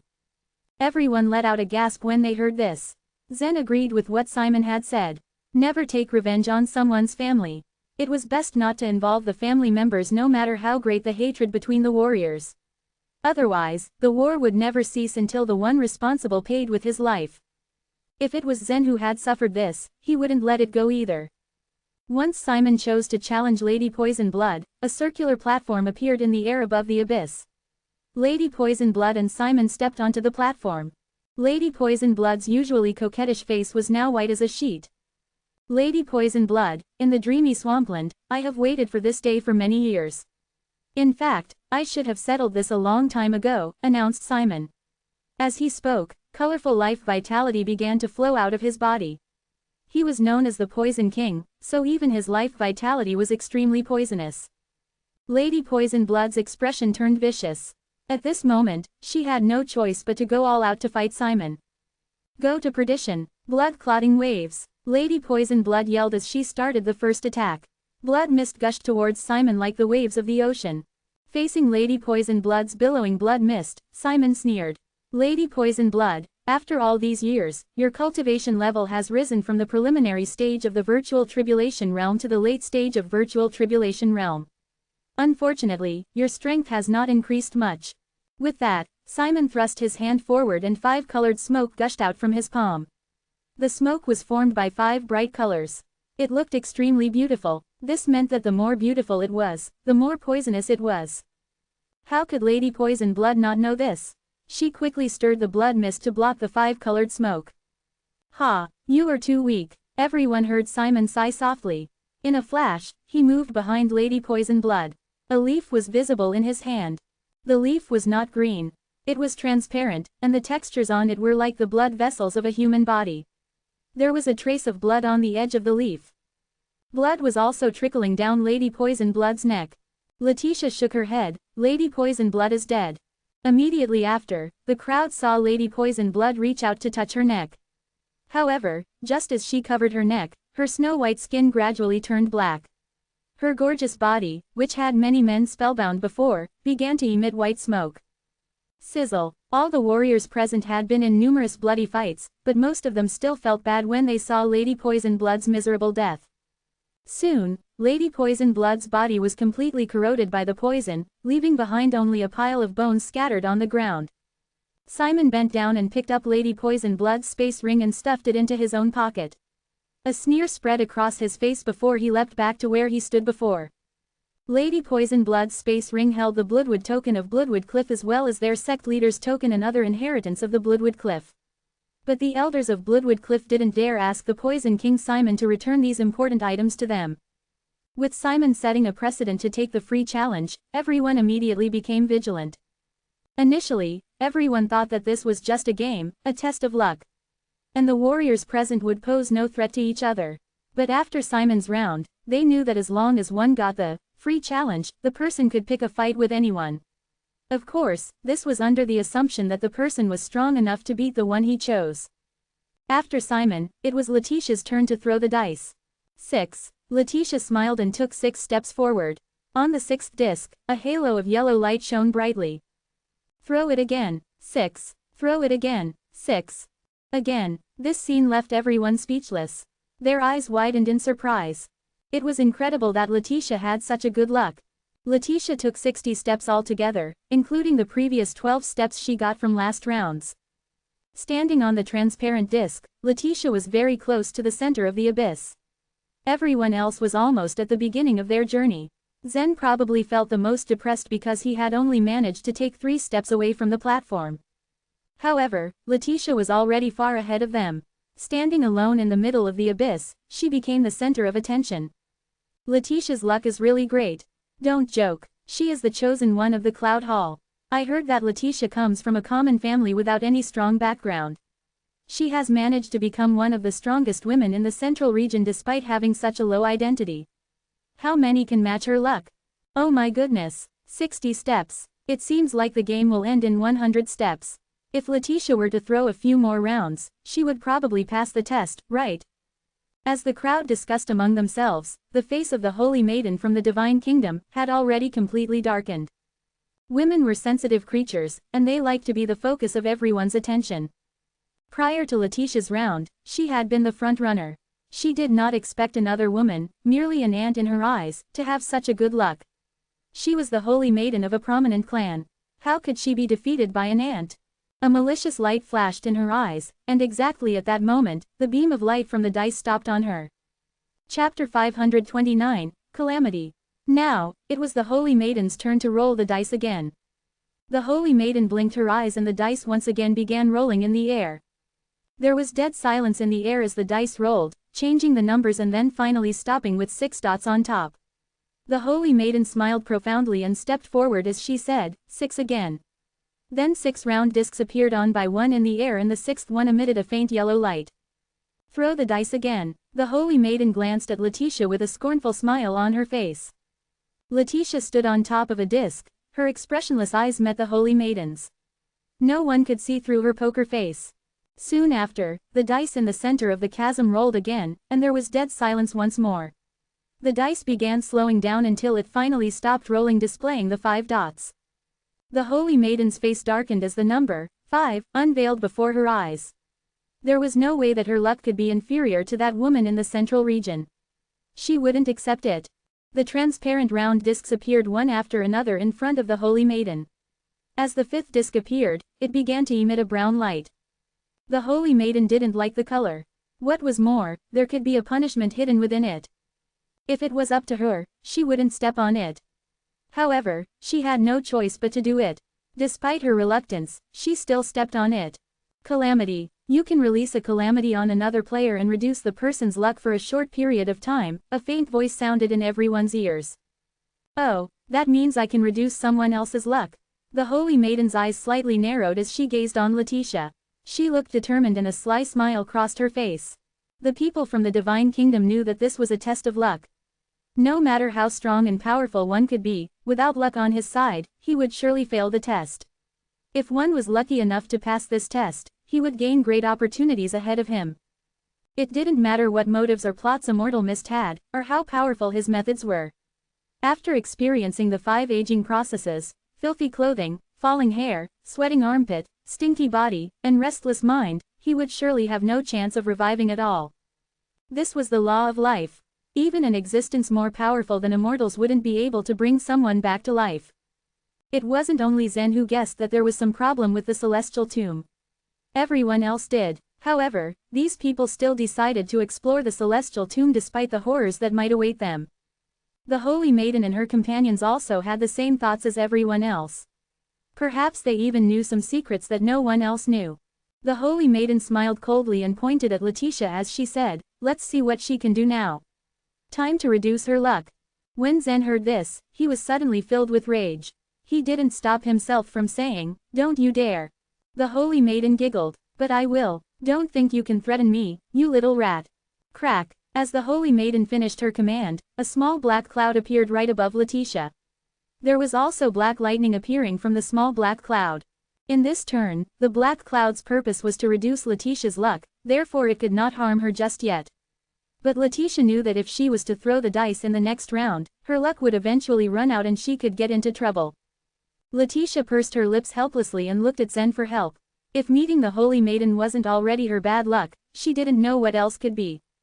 "It's fine. It's a part of the game, so there must be a way to fix it," Zen consoled. It was the best he could do for now. When Letitia was not looking, Zen frowned and turned his gaze back at the Holy Maiden. Letitia hadn't provoked her. The only reason why the Holy Maiden had decided to reduce Letitia's luck was that the latter was advancing too fast and even surpassing her. Letitia had already gained a lifespan of 500 years in the first round and advanced 60 steps in the second round. With her pace, no one could match her luck. Zen thought for a moment and asked the Cyan Dragon in his mind, "Dude, is it so easy to affect someone's luck?" "Ha ha." The Cyan Dragon laughed. "Of course not. One's luck is predestined. If it could be affected so easily, then Immortal Mist would change his luck and live longer instead of encountering the 5 aging processes." "Then why did it affect Letitia's luck?" Zen asked curiously. "One's luck is definitely not something an immortal can change. And Letitia is a special girl. She is favored by destiny. So, you can think that her luck could not be easily affected and reduced. However, there is a way to make Letitia suffer inside this wheel of fortune," the Cyan Dragon suddenly said. "How?" Zen asked with a frown. "It's actually very simple. Luck can affect the outcome of the dice, the number of steps you take and whether you will encounter fortune or misfortune. But after the Holy Maiden used the calamity on Letitia, every step Letitia takes in the next 6 steps will be a punishment. No matter how lucky Letitia is and what number the dice rolls, she will step on punishment because every step will be a punishment." The Cyan Dragon analyzed calmly and then continued, "Actually, this did not affect Letitia's luck. The Immortal cannot change other people's luck, but he did change the rules of the game, making Letitia look unlucky. But her luck is still strong, so she will definitely encounter the lightest punishment among the 6 punishments." "Letitia's luck is that strong?" Zen was stunned. "Yes, but her luck is slightly weaker than yours," the Cyan Dragon replied. "Is my luck really that good?" A look of dejection flashed across Zen's face.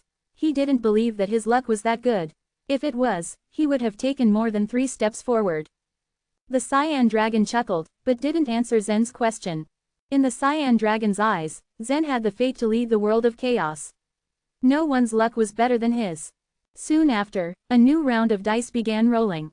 At this moment, it was like the microcosm of the fate of all the people present. Some people with extremely good luck still ended in death after stepping on equally extreme punishment. There were also some people with rough fates that survived the endless trials and tribulations, and they eventually obtained rich rewards. However, the fate of these people was neither too good nor too bad. It was the kind of luck that belonged to normal people. As for the 2 top warriors of the central region, Eddie and Simon, their luck was not that constantly good. But because of their incredible strength, they were able to survive a series of punishments.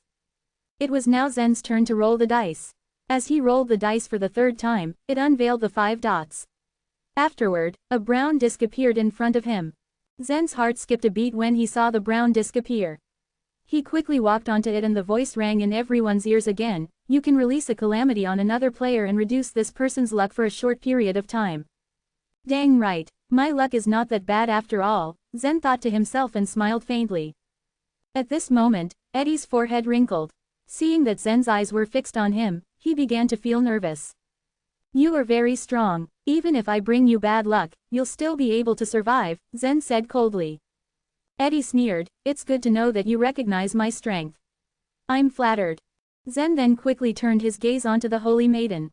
She got nervous as she locked eyes with Zen, her chest heaving up and down. She said in a crisp voice, "If you dare to use calamity on me, I will wipe out the whole sky northern region one day." Zen rolled his eyes. "If you could do that, you would have done it long ago.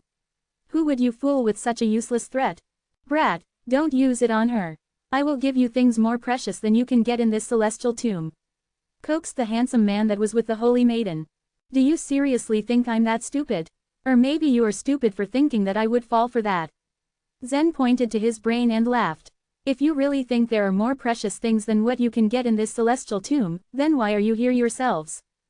The man's face darkened. He then answered, "Friend, you seem not to know who we are. What I am offering you is anyone's dream. You better make the right decision now or you'll regret it." The other cultivators at the life and death realm of the Divine Kingdom were also coldly staring at Zen. "This is the Holy Maiden of the Divine Kingdom. So are you a prince of the Divine Kingdom. But it doesn't matter to me. Use the calamity on her." Zen pointed to the Holy Maiden. Crack! A small black cloud with black lightning suddenly appeared above the Holy Maiden's head. She was having a taste of her own medicine. It was like karma had worked its way to her after what she did to Letitia. Looking at the dark cloud above her head, the Holy Maiden screamed sternly, "Elders! Kill him!" The 5 elders at the life and death realm behind her all took out their weapons at the same time. The Holy Maiden's anger was not something to be taken lightly. However, Elder Gong, who was closest to the Holy Maiden, said helplessly, "Miss, we can't break the enchanted barriers set up by Immortal Mist. Now is not the right time to kill him." "I don't care," the Holy Maiden said. She was the Holy Maiden of a certain great clan, and no one had dared to disrespect her before. She was used to people buttering her up and this was the first time that someone had dared to offend her. So, she wouldn't listen to Elder Gong despite knowing for herself that the elder could be probably right. First, someone had dared to use calamity on her. Then now, one of her elders had dared to persuade her to back off. She couldn't swallow her pride in front of her people. The handsome man coaxed, "Let's not be reckless. If I get a free challenge, I will help you kill him." Chapter 530. Dispel the bad luck. Killing Zen would do no good. All they needed was to find a way to dispel the Holy Maiden's bad luck. However, since Zen provoked the members of the Divine Kingdom, he had to pay an apt price. According to the people of the Divine Kingdom, as long as any of them got a free challenge, Zen was destined to die. In the Divine Kingdom's group, the weakest of the lot were the handsome man and the Holy Maiden. However, they were both virtual tribulation realm martial artists. As for the black-robed people behind them, they had all reached the life and death realm. "Come what may, I want him dead," the Holy Maiden of the Divine Kingdom stated in a cold voice. Zen pretended not to hear their threats. Instead, he quietly settled himself on the round disc and waited for the light to shine on him once again. Next, they threw the dice, but the result wasn't in their favor. One of the septuplets of ethereal spirit got 4 dots. He stepped on the heavenly thunder-killing array. Despite his cultivation being at the middle level of the virtual tribulation realm, he was straightaway struck to death by the lightning. Next, an elder of the World Commercial Alliance got 3 dots and suffered a severe punishment. Although he had endured the round, he was heavily injured and now seemed on the brink of death. Then, it was Imogen's turn again. She was punished for the second time after she threw the dice, but with her formidable strength, she was able to survive it. The consecutive punishments worried everyone present on the sidelines. Just then, the beam of light shone on Letitia once again. Fortune had not been on her side. Her luck had been remarkable before, but the result this time was not good. She threw the dice lightly and it stopped at 3. 3 discs appeared in front of Letitia. The third disc seemed to be encircled with a faint layer of icy mist. Calmly, she stepped onto the third disc. Extreme icy zone. Zen set his mind to rest upon hearing this. It was just as the Cyan Dragon had said. No matter how many dots Letitia threw, she would suffer a punishment. Among these 6 steps alone, there were probably 6 different punishments waiting for her. Still, her luck could help her identify the easiest punishment. Zen was not too aware of how difficult the extreme icy zone was. It seemed a tough punishment for other warriors, but it couldn't be that hard for Letitia. After all, she was a martial artist practicing cultivation methods of ice system. Letitia's figure was soon enveloped in layers of dazzling ice light. Zen could hear the sound of ice crystals shattering due to the bright light. A few moments later, Letitia finally walked out of the extreme icy zone wearing a faint smile on her lips. "How do you feel?" Zen asked her, a twinkle in his eye. "Not bad. I've comprehended a bit of the third layer of the ice law in the extreme icy zone," Letitia said, beaming at him. The third level. Zen couldn't help but sigh. Letitia was indeed highly talented. She had actually started to learn the third layer of low power. As Letitia walked out of the extreme icy zone unscathed, the Holy Maiden's face betrayed a trace of disappointment. She had hoped that Letitia would die in the penalty. While the Holy Maiden was lost in thought, the beam of light turned toward her again. "This is bad," the Holy Maiden whispered, knowing that she'd be in trouble. Her misfortune had not been resolved either. She would probably face a punishment after she threw the dice, but it remained to be seen if she had the strength or luck to survive this round. The Holy Maiden hesitated for long moments, waiting for the beam of light to turn red. She blinked and the dice was thrown up. When the dice returned to its original position, it stopped at 4. The Holy Maiden's expression turned gloomy at once. Martial artists didn't believe in fate, but they did believe in fortune. The number 4 represented death. She felt like ominous dark clouds were gathering overhead. 4 discs appeared at the feet of the Holy Maiden, the fourth one gleaming with black light. "I'm not aware of the relation between a color and the corresponding punishment, but I'm sure this round would be severe. The Holy Maiden of the Divine Kingdom is truly down on her luck. After being targeted such, she might even die. She has just reached the primary level of the virtual tribulation realm, but she must have backup as she has brought so many life and death realm warriors with her as bodyguards." The martial artists from the Divine Kingdom were undoubtedly arrogant. Many of the Central Region ones were glad to witness the scene. If the Holy Maiden truly died here, it would be entertaining to them. The handsome man gritted his teeth, saying, "Dear, if you really can't face this, then use the protective treasure." "Yes, I know." The Holy Maiden nodded, took 2 steps forward and stepped onto the black disc. Dark zone. A thick black light began to blanket the Holy Maiden. Everyone's heart skipped beats at the name. Even Eddie, Simon, and the other life and death realm warriors didn't have the confidence to face the dark zone. The Holy Maiden of the Divine Kingdom was only at the primary level of the virtual tribulation realm. Moreover, her cultivation had been suppressed, so it was very likely that she would die right here. Streaks of black light continued to circle the Holy Maiden, as if striking her from all sides. "I'm afraid the Holy Maiden of the Divine Kingdom won't be able to hold on for even 9 seconds. The black light is similar to the legendary Death Ray. I wonder, is it actually the Death Ray? No matter what it is, you won't be able to tolerate it." Amidst the conversation in the crowd, the strength of the black light dimmed gradually, the situation seemingly easing up. "She must be dead," someone whispered. Suddenly, white light burst out from within the black. The sound of someone cackling wildly from behind the black light echoed around. "Ha ha, ha ha ha." The outburst of laughter was not threatening, but the surge of power behind it was something no one could disregard. Who on earth was laughing so brazenly? Countless beams of white light pierced through the black light surrounding the Holy Maiden. In the blink of an eye, the blaze of black light disappeared, leaving only the Holy Maiden standing on the disc. In the sky above her, a faint figure could be seen, now slowly ebbing away. By then, everyone present knew that the Holy Maiden could not confront the punishment, so she summoned the figure to help her. Still, they were oblivious to who this figure was and how it had destroyed the obstacle set by the Immortal. "Are you all right?" the handsome man asked, concern echoing in his voice. The Holy Maiden had turned pale. She nodded, saying, "I'm fine, but I've used up the protective treasure." The handsome man's face whipped in Zen's direction, whom he stared at with a fierce expression. "It's all because of that guy," he shouted. "He must pay the price for it with his blood." Meanwhile, the dice stopped at 5. Hobbs, from the World Commercial Alliance, had been the one to throw it. The 3 stout heads of the World Commercial Alliance had all been quite lucky. Dylan had taken 30 steps, Hobbs 33, while Haber had taken 29. 5 discs appeared in front of Hobbs, and the 5th one was white.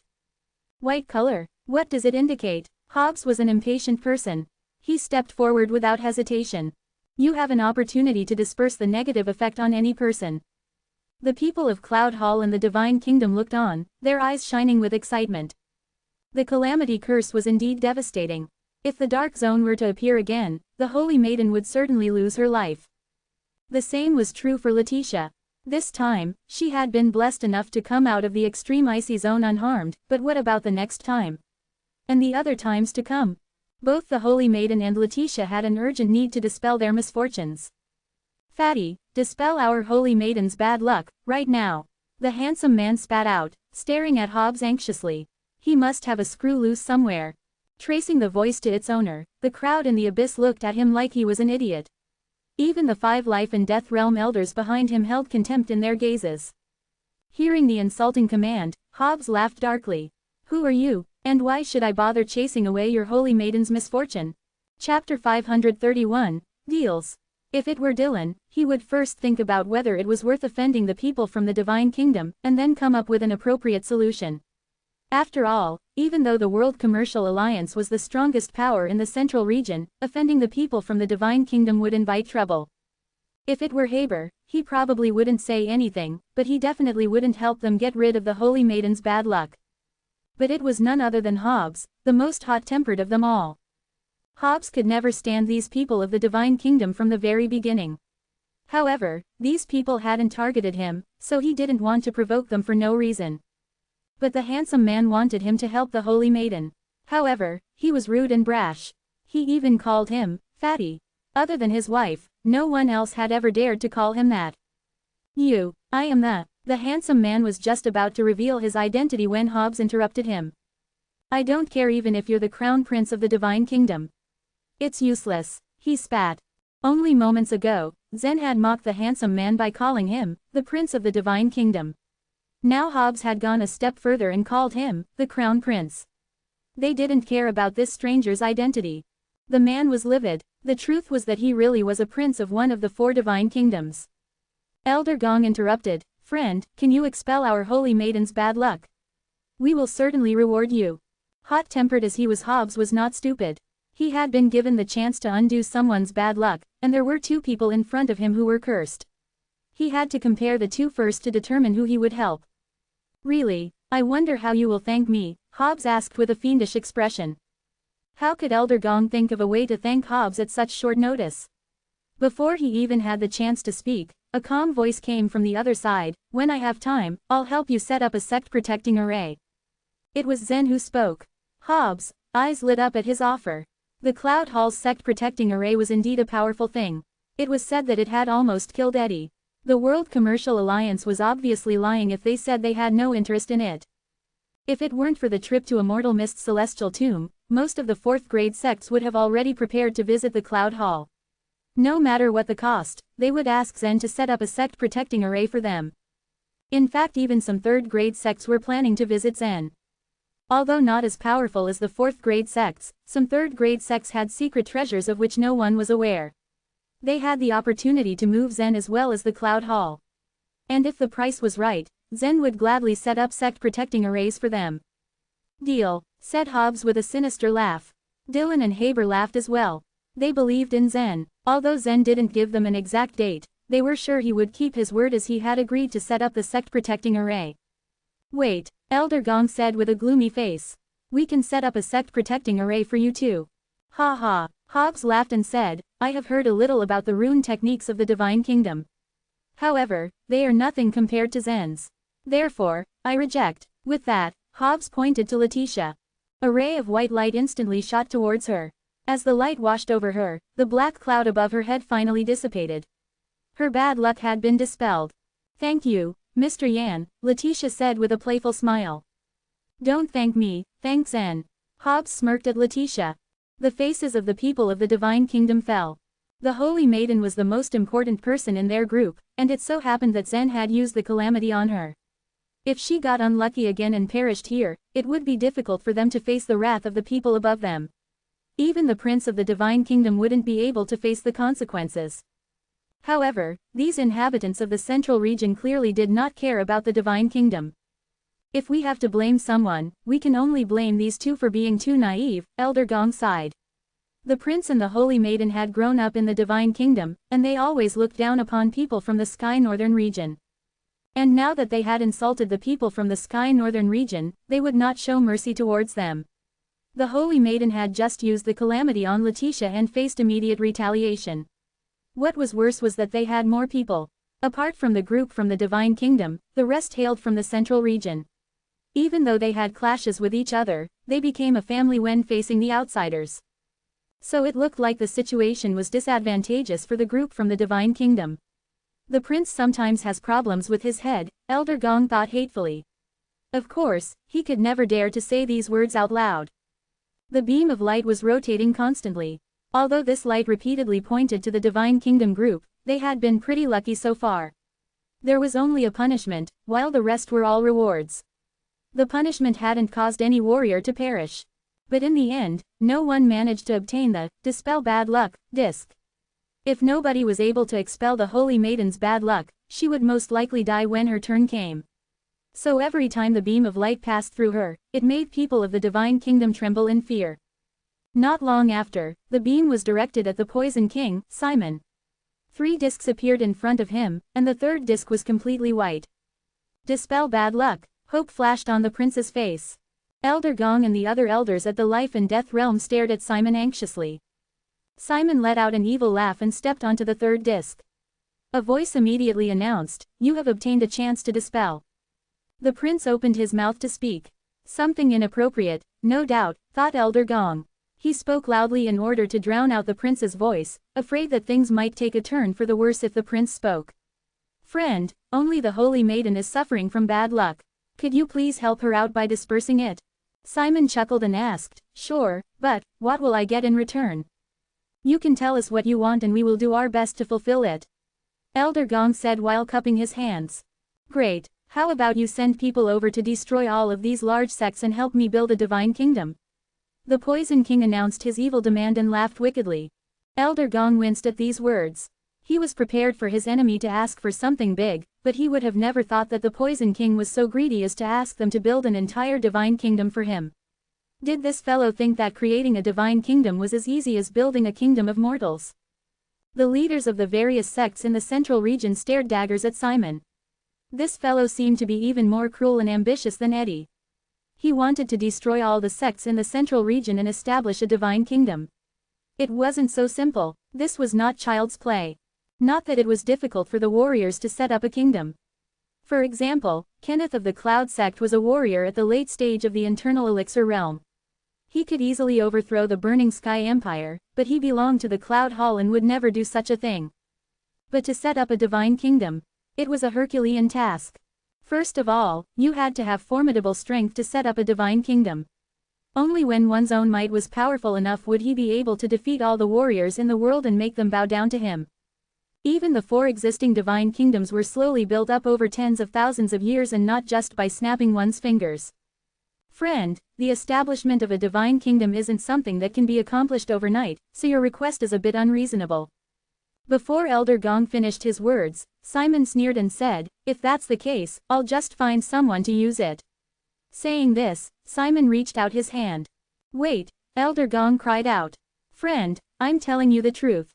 I would never lie to you on purpose. It's indeed impossible for me to help you build a divine kingdom. What I can offer you is the internal version of your cultivation method," he offered.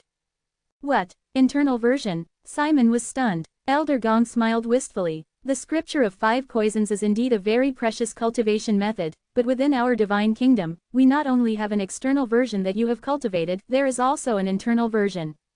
This internal version is exquisite, surpassing the external version by far more. Some records in the external version are not so accurate, but you can find the correct ones in the internal version." Simon considered Elder Gong's offer for a long time before saying, "If you swear on your warrior spirit to fulfill your promise, I will immediately disperse the Holy Maiden's misfortune." Chapter 532, Eye-Washing. All those years back, Simon had been chased ruthlessly by many martial artists. He had been running the whole time, hiding in the dreamy swampland and cultivating. There he had grabbed many great opportunities, and he had even obtained 2 fierce beasts, which were as powerful as the martial artists at the virtual tribulation realm. Simon didn't trust the other warriors at all. In comparison, he felt that beasts were more trustworthy than humans. Gong hesitated for a moment. In fact, as a martial artist of the Divine Kingdom, there was no difference between the Holy Maiden and him. With their experience, they could definitely look down on a great number of martial artists from the central region. However, Gong was not as foolish as the Prince of the Divine Kingdom. If he did not compromise in this situation, it was clear that he would suffer a loss. "All right, I swear with my warrior spirit," Gong said through clenched teeth. With the deal finalized, Simon chuckled and pointed at the holy maiden, shooting a white ray of light towards her. The light continued to climb up along the holy maiden's clothes, finally spreading over her head. The dark cloud there in which black lightning shone got cleansed instantly. The holy maiden finally let out a sigh of relief and then stared fiercely at Zen. However, Zen ignored her fury. He sat on the disc and continued to watch the next person throw the dice. A white-haired elder from the mysterious Luna Hall rolled a 3. When the black disc appeared, everyone present offered a silent prayer. Although the elder had reached the virtual tribulation realm, he wouldn't be able to bear this severe punishment. The elder was hesitant. Gritting his teeth, he stepped onto the black disc. However, this was a different disc because there was a white line on it. Just as the elder was about to step on it, a voice commanded, "You can kill anyone here." The mood in the crowd immediately changed as they heard this announcement. They had learned how powerful the Immortal could be. If the elder followed the rules and chose someone, none of them would be able to resist the Immortal's strength. The white-haired elder let out a long sigh of relief, his face revealing his excitement. "Ha ha, I didn't think I would have the chance to kill someone. Who should I kill?" he wondered out loud, scratching his chin. Eddie, Simon and other life and death realm warriors were nervous wrecks. As they had reached the life and death realm, their lives and deaths were in their own hands, but now, the white-haired elder could kill one of them, so their fear was understandable. Zen and Letitia, on the contrary, weren't nervous at all. There was no enmity between them and the elder, so it was unlikely that they would get picked. However, Zen was curious to know why elderly Luna's face was deathly pale. An elder of his own sect drew the killing card. Why was he so afraid? Could it be that, as Zen pondered this, the elder suddenly turned around and jeered, "I want to kill elderly Luna." You have gone too far." Elderly Luna's face twisted in anger. A cyan-colored protective life vitality began to revolve around his body, tightly winding itself around him for protection. But at the same time, a ray of gray light shot out from the dice and pierced elderly Luna's body. The light seemed to be unstoppable. Elderly Luna's eyes grew bigger and his stomach started bulging out even though he was a thin man. The next scene was even more terrifying. His head disappeared completely, and then his torso and his 4 limbs. It was as if an invisible hand was slowly wiping him out like he was a mere drawing. Soon, the 900-year-old man, who was dozens of years away from becoming an ancient tycoon, was slowly wiped out just like that. Tears streamed down the white-haired elder's face. "I've finally killed you, ha ha," he said joyously. "Elder Zheng, I didn't think that you'd really be able to do it." The other elders of the mysterious Luna Hall were also overjoyed and they all started congratulating Elder Zheng. People from the other sects could not help but shake their heads. What evil deeds had elderly Luna committed in his sect to make the elders feel this way about him? Among the 4th grade sects, the mysterious Luna Hall was considered the most mysterious. It was not clear why these elders hated elderly Luna so much. The hatred within their sect naturally had nothing to do with the outsiders. However, realizing that they could be killed by someone like that, the life and death realm warriors all felt a sense of panic, because it was not something they could withstand. After a short while, the beam of light rotated and once again pointed towards Zen. Zen smiled slightly and casually waved his hand. The shadow of his fist appeared on the dice, and after the dice rolled twice, it stopped at 6. "It seems that my luck has improved," Zen smiled faintly. 6 discs appeared, and a yellow light flashed from the last disc. "Throw the dice again." 6. "Throw it again." 6. In this way, Zen progressed surely and steadily. The crowd was left speechless. Eddie's face darkened. Why was this guy so lucky? It was just as the Cyan Dragon had predicted. Luck heralded the path that Zen would take in this life. Back then, he was trapped in the Luo family, but after leaving the family, he had made great progress. From a humble outer disciple, he rose rapidly to be the strongest warrior at Drizzle Peak in Cloud Sect. Now, with his knowledge and expertise, no disciple of Cloud Hall could compare with him. This was his fate, to lead the world of chaos. Zen caught up with Letitia after throwing the dice a few times, and even went a few steps ahead of her. At this moment, the last disc in front of him was glowing with a green light, and inside the green light were 2 eyes. Green color shouldn't mean punishment. Earlier, Letitia had won a fantastic prize, a lifespan of 500 years. Zen smiled and stepped on the green disc. Eye washing. A voice proclaimed. A silhouette of a large tree suddenly appeared in the sky just above Zen. Drops of emerald green sap dripped from the tree and rolled down towards his eyes. The warriors of the central region were confused. Will the sap wash his eyes? What is this sap? Who knows? Hope it won't ruin his eyes. It's probably not as good as the 500-year lifespan that Letitia got. All the warriors from the central region didn't know what was going on, but those from the divine kingdoms had figured it out. Gong was shocked when he saw the image of the tree. This is the legendary divine tree of the Wood Divine Kingdom. Oh my goodness, how could he use the sap of the divine tree to wash his eyes? What a waste. The Holy Maiden and the Prince of the Divine Kingdom also stared blankly at the scene unfolding before them. The prince turned his head and asked, Gong, are you sure this is the divine tree? Gong nodded and said, yes. I'm pretty sure. The divine tree appears once every 500 years, and every time it appears, a drop of its sap will fall from the branch. The Wood Divine Kingdom has accumulated and constantly consumed the sap for more than 10,000 years, so now it only has a dozen drops. On hearing this, the other warriors were stunned. The Wood Divine Kingdom had only about 10 drops of the divine tree's sap. But Zen had just washed his eyes with dozens of drops. The emerald green sap flowed unceasingly into Zen's eyes, creating an icy and comfortable feeling within him. As the sap slowly seeped in, he could feel that a kind of special energy bubbling up in his eyes, and the rest of the sap slowly drained out of his eyes and dripped into the abyss. The corner of Gong's mouth twitched at this scene. It was truly an enormous waste. The Wood Divine Kingdom collected the sap to make pills or to directly swallow them. They would never waste a single drop. However, after washing his eyes, Zen actually allowed the sap to flow out and fall into the abyss. If it weren't for the fact that Zen was his enemy, he would have reprimanded him for wasting something so precious. After all the sap had flowed out, Zen's tightly shut eyes slowly opened. Now there was a hint of green in his pupils.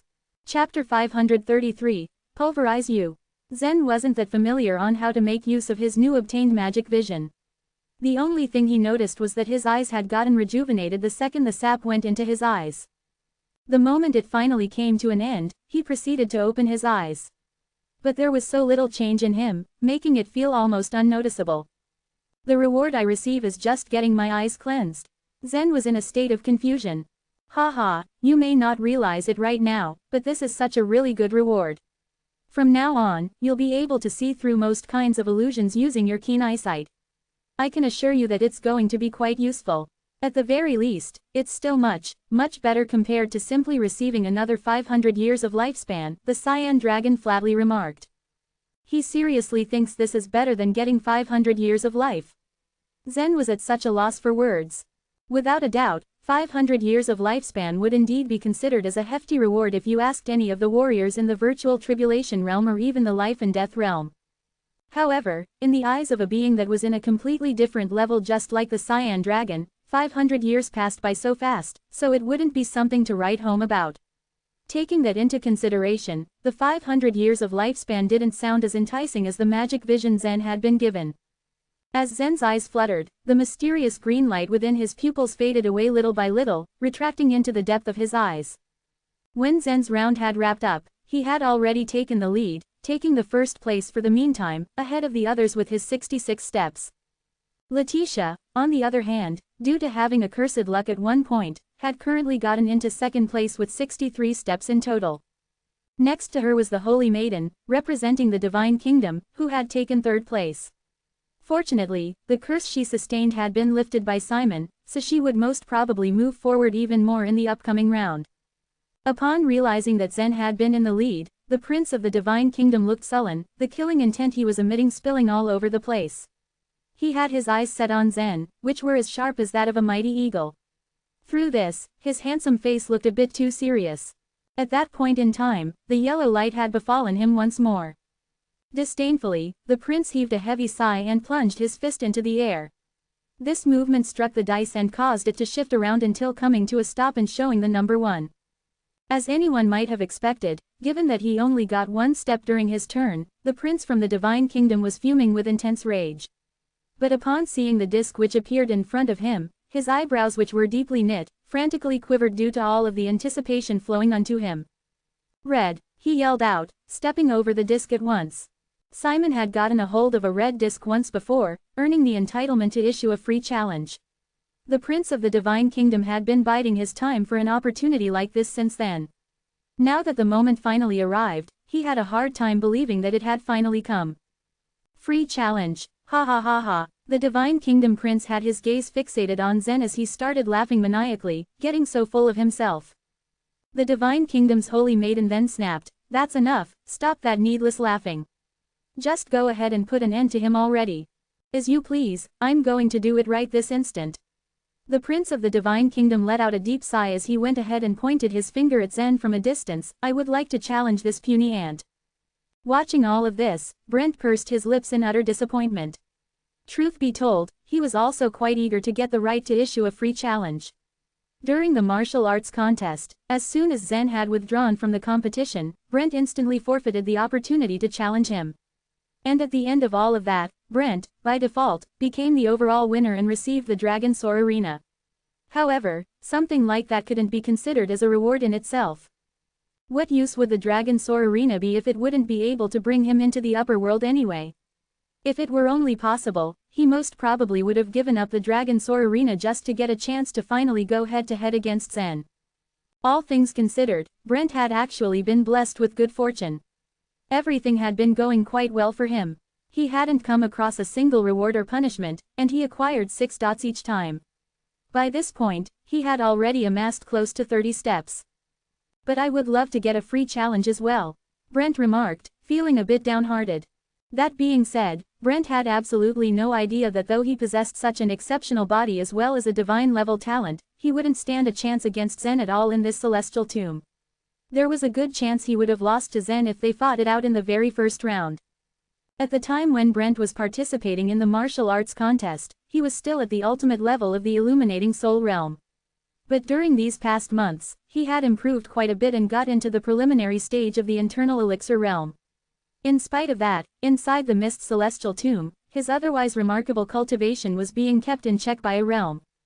Zen, on the other hand, was in a totally different position. With the aid of the token he got from the fairy palace, the level of his own cultivation had not been affected in any way. Apart from that, with his current cultivation at the 7th level of the illuminating soul realm, Zen was already much capable of standing up against a warrior at the late stage of the internal elixir realm. As Brent's cultivation base had gotten suppressed within Mist's celestial tomb, Zen would end up being quite a formidable opponent if he somehow managed to make it through the first round against him. The minute Zen found out that the Prince of the Divine Kingdom intended to issue a challenge to him, a flash of green light suddenly glimmered in his eyes. An air of self-confidence had been embedded into his eyes. Other than that, one wouldn't really see much of a reaction on his face. In fact, he seemed rather calm. In regards to the other warriors, it could be said that they didn't have much faith in Zen's future. If a master of the virtual tribulation realm is to be interested in doing away with a warrior in the illuminating soul realm, wouldn't that be just child's play? It would be something as simple as crushing an ant. That's not necessarily true. Zen had the ability to battle a warrior from the internal elixir realm while he was still just at the 4th level of illuminating soul realm. You have to remember that right now, he has already reached the 7th level of the illuminating soul realm. Does any of that matter? I guess it's safe to say that he has enough strength to lay waste to a warrior at the premium stage of the internal elixir realm, but does that really mean he could come up to fight against a virtual tribulation realm warrior? Whether he survives or not, it's only him who would have to endure it in the end. So, let's just enjoy the show. Way up above this abyssal place, an enormous disc-shaped platform appeared. Zen and the Prince of the Divine Kingdom then, in turn, went ahead and stepped foot onto the platform. "I always feel you are annoying, but it appears that you have fortunately pulled through and taken the lead." The Prince of the Divine Kingdom let out a daunting chuckle, "But I'm afraid this will be the end of the line for you. This is where you're going to bite the dust." "What makes you say that?" Zen asked him, giving him a look of suspicion. "Because I am going to kill you, that's why." Ha ha. The second the Prince of the Divine Kingdom was done talking, he instantly became exceedingly more aggressive and vicious. As a capable master of the virtual tribulation realm, how on earth could he possibly take someone he considered insignificant such as Zen seriously? Zen could be comparable to an ant at the illuminating soul realm in his eyes. Hearing such an arrogant statement, Zen simply rolled his eyes, thinking that the prince was somewhat of a halfwit. But if he was going to be completely honest, there were times when it would be much more enjoyable to poke fun at some idiot just like him. At the thought of that, with a single light tap on his space ring, he brought out his sword, one which was a low-grade sacred weapon. You chose a sacred weapon, huh? Quite fascinating. I never would have thought that a sacred sword would be so run-of-the-mill in that central region of yours. Even a no-name warrior in the illuminating soul realm could wield a sacred weapon. That's ridiculous. Thereafter, the prince of the divine kingdom had drawn out a sword as well, but his was a snake-shaped one. This sword in particular had a curved blade akin to the body of a snake, with a golden embellishment right in the middle. This was another low-grade treasured sword categorized as a sacred weapon as well. The fact of the matter was that the prince of the divine kingdom had deliberately planned to show off his abilities in front of this crowd of country dwellers in the central region and let them know what a sacred weapon was. That being said, he wasn't really expecting to see a warrior at the illuminating soul realm bring out a sacred weapon right before his very eyes. It was such a sight to behold. Truly magnificent. The prince of the divine kingdom's jaws almost fell on the floor after being caught off guard.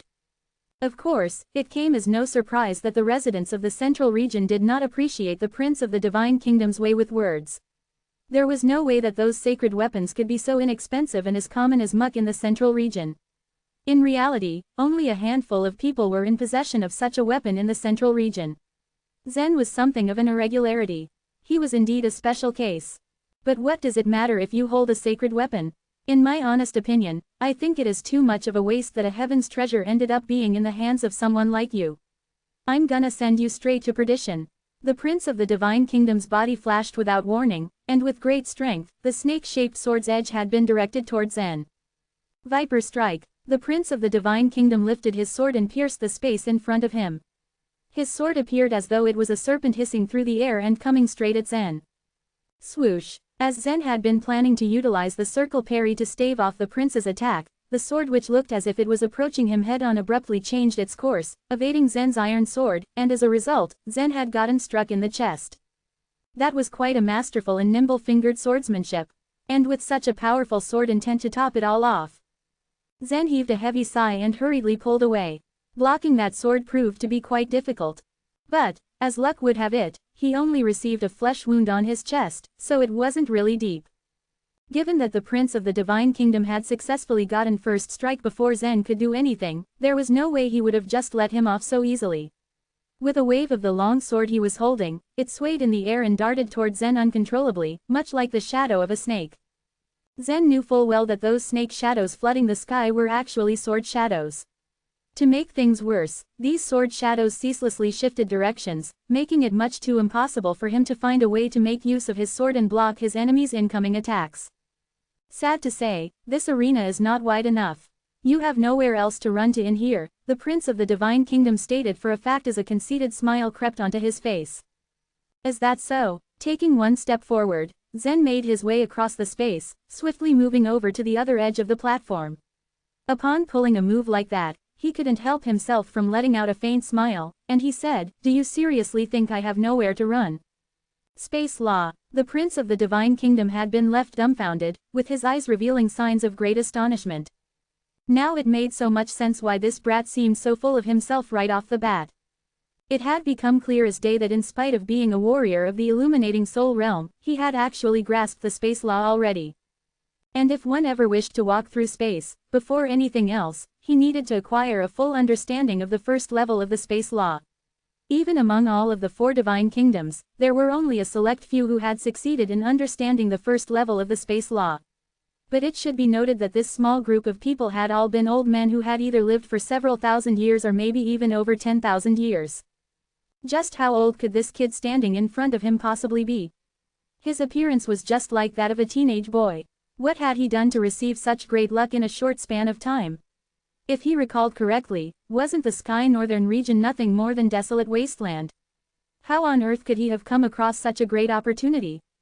The prince was at such a loss for words, standing there in complete disbelief, wondering if his eyes could have just been playing tricks on him. Be that as it might, the resolve he had to end Zen's life had not faltered, and he would never let anything stand in his way. As it turned out, Zen had mastery of the space law. Who cared about that? That was nothing but a trivial matter. His cultivation level was so much lower than his. So, it should make no difference no matter how many laws he had comprehended. In the end, it would still be of no use when fighting against the Prince of the Divine Kingdom. You can go to perdition. I'm going to pulverize you, puny ant. With his snake-shaped sword, the Prince of the Divine Kingdom then bolted toward Zen once more to come at him head-on. Chapter 534. Cultivation Method of the Dragon Lineage Human. In the beginning, 7 divine kingdoms coexisted peacefully with the dragon lineage human. However, when the dragon lineage human perished and 3 of the 7 divine kingdoms were destroyed, the remaining 4 divine kingdoms were left. These 4 divine kingdoms were located within the main continent of this world and their riches far surpassed the resources of the entire central region. The inheritance of these 4 divine kingdoms could be traced back to the beginning of the world itself.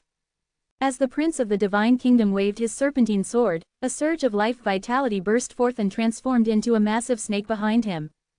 The snake was extremely strange. It had a huge dragon's head but the thin body of a serpent, its eyes were demonic red, and it emitted an astonishingly terrifying aura. Demonic dragon, Imogen murmured in horror as she looked at the horrifying monster. Letitia bit her lips. Zen, she whispered, glancing at him in worry. All the other warriors at the life and death realm from the central region, including Eddie and the ancient tycoon, sported serious expressions on their faces. The Divine Kingdom's martial arts heritage is truly formidable, someone exclaimed. Although the prince is only at the early stage of virtual tribulation realm and his cultivation level is suppressed, he can still erupt with such strength. He cannot be underestimated. Zen is screwed, he is only at the illuminating soul realm. Moreover, his cultivation level has been suppressed, another warrior also said. It's weird though, the prince is still taking him so seriously. Isn't this the same as using a sledgehammer on a gnat? No matter what, Zen is dead for sure. He shouldn't have provoked the people from the Divine Kingdom from the start. They have a far superior foundation than all of us. Zen, on the other hand, wasn't paying any attention to the others' discussion. He remained on high alert and on the defensive as he faced the prince and his demonic dragon. If the prince had just been some random warrior at the virtual tribulation realm, there wouldn't have been any need for Zen to fear him. After their cultivation levels were suppressed, everyone's cultivation level would drop by a whole realm. In theory, the prince should be at the early stage of the internal elixir realm. Zen's cultivation level hadn't been suppressed, so much so that he could instantly kill such an opponent. However, the prince seemed like someone extraordinary. The cultivation method he used had a domineering aura to it and Zen could somehow feel a faint sense of familiarity from the demonic dragon. It was actually related to his bloodline. While Zen tried to focus on his enemy, he was also pondering on why his bloodline had a trace of connection with the demonic dragon. Because the cultivation method the prince cultivates is something that the dragon lineage human left behind, the cyan dragon suddenly said. His words surprised Zen. A cultivation method left behind by the dragon lineage human? He asked. That's right, the cyan dragon confirmed. The dragon lineage human was completely annihilated within this world and the dragon soar arena had been lost for so many years. Their legacy was naturally taken away by the 4 divine kingdoms. The prince's cultivation technique is called Dragon Snake Sacred Body, and can be considered a top-tier cultivation method in the dragon lineage human. This technique requires the absorption of the blood of a genuine dragon. However, that would be impossible for him. He must have found a demonic dragon that contained the blood of a genuine dragon and then absorbed its blood. Zen licked his lips and nodded in understanding. So that's how it is, he said. However, though it solved the mystery in his heart, it did nothing for the crisis he was currently in. Even if the prince's cultivation level had been suppressed by a realm, it would still be extremely difficult for Zen to deal with him. As he faced the demonic dragon behind the prince, Zen's iron sword suddenly began to shake. 1 circle, 2 circles, 3 circles, 4 circles. After a period of cultivation, Zen had been able to finally practice the exterminating malicious wheel of life and death, to an incredibly proficient level. However, he had never used it in front of others. He was not a bloodthirsty person, so accumulating malicious aura wasn't an easy task for him. Therefore, he had always kept the malicious wheel of life and death at the bottom of his chest as his trump card. However, at that moment, Zen had not hesitated to use this hidden trump card of his. The prince's face was unyielding despite the 4 exterminating wheels that floated silently beside his opponent. He merely glanced at Zen, his eyes betraying the viciousness he concealed. He gently waved his serpentine sword and, as he did, the giant demonic dragon coiled around him protectively. It let out a shrill cry before suddenly charging at Zen, its mouth opened wide and ready to swallow him. Dragon snake devour! The prince shouted. "Au!" The demonic dragon yelled. Zen raised his sword at the ready and quickly communicated with the distant killing sword mountain. A malicious aura suddenly burst forth. The presence of such a violent and malicious aura struck fear into the hearts of the warriors present. When a person killed, he would be cursed and infected with malicious aura. However, so long as he did not accumulate too much, the aura would naturally dissipate, though it would take quite a long time. Zen's malicious aura would not dissipate. He had stored it all in the killing sword mountain. And at that moment, he had let it out so suddenly. Just a moment ago, there had been no slightest trace of malicious aura from him. But now, the aura that emanated from his body made it feel as though he had already slaughtered a million different creatures. Even the warriors at the life and death realm were frightened of him. That brat, he has so much malicious aura. Is he not afraid? What a terrifying malicious aura. How did he do it? Such volume couldn't be hidden so easily. How come we weren't able to sense it before? Zen has too many secrets. I really can't understand him. Every cultivation method that used malicious aura was extremely overbearing and fierce. After Zen extracted his malicious aura from the killing sword mountain, it was instantly thrown into the 4 exterminating wheels. Soon after, his sword shadow gently pointed to the demonic dragon. The demonic dragon had already been before Zen. But before it could attack, it was suddenly pierced by the surging malicious aura. Swoosh! The dragon's head had been directly pierced by the 4 streaks of malicious aura, which went through its body, out of its tail and straight towards the prince. The way things had been going stunned the prince, freezing him in place. However, just as the 4 streaks of malicious aura rushed towards him, a faint light enveloped his entire body, as if to protect him. Crack, crack, crack, crack, the light curtain bounced back and prevented the malicious aura from successfully piercing through the prince. As the beams were deflected and the light faded, the jade pendant that hung from the prince's chest suddenly broke apart. Zen couldn't help but smile in amusement. "A pretty good amulet you got there," he said. "It saved you once, but it can't save you a second time." He suddenly shot up and flew to the sky.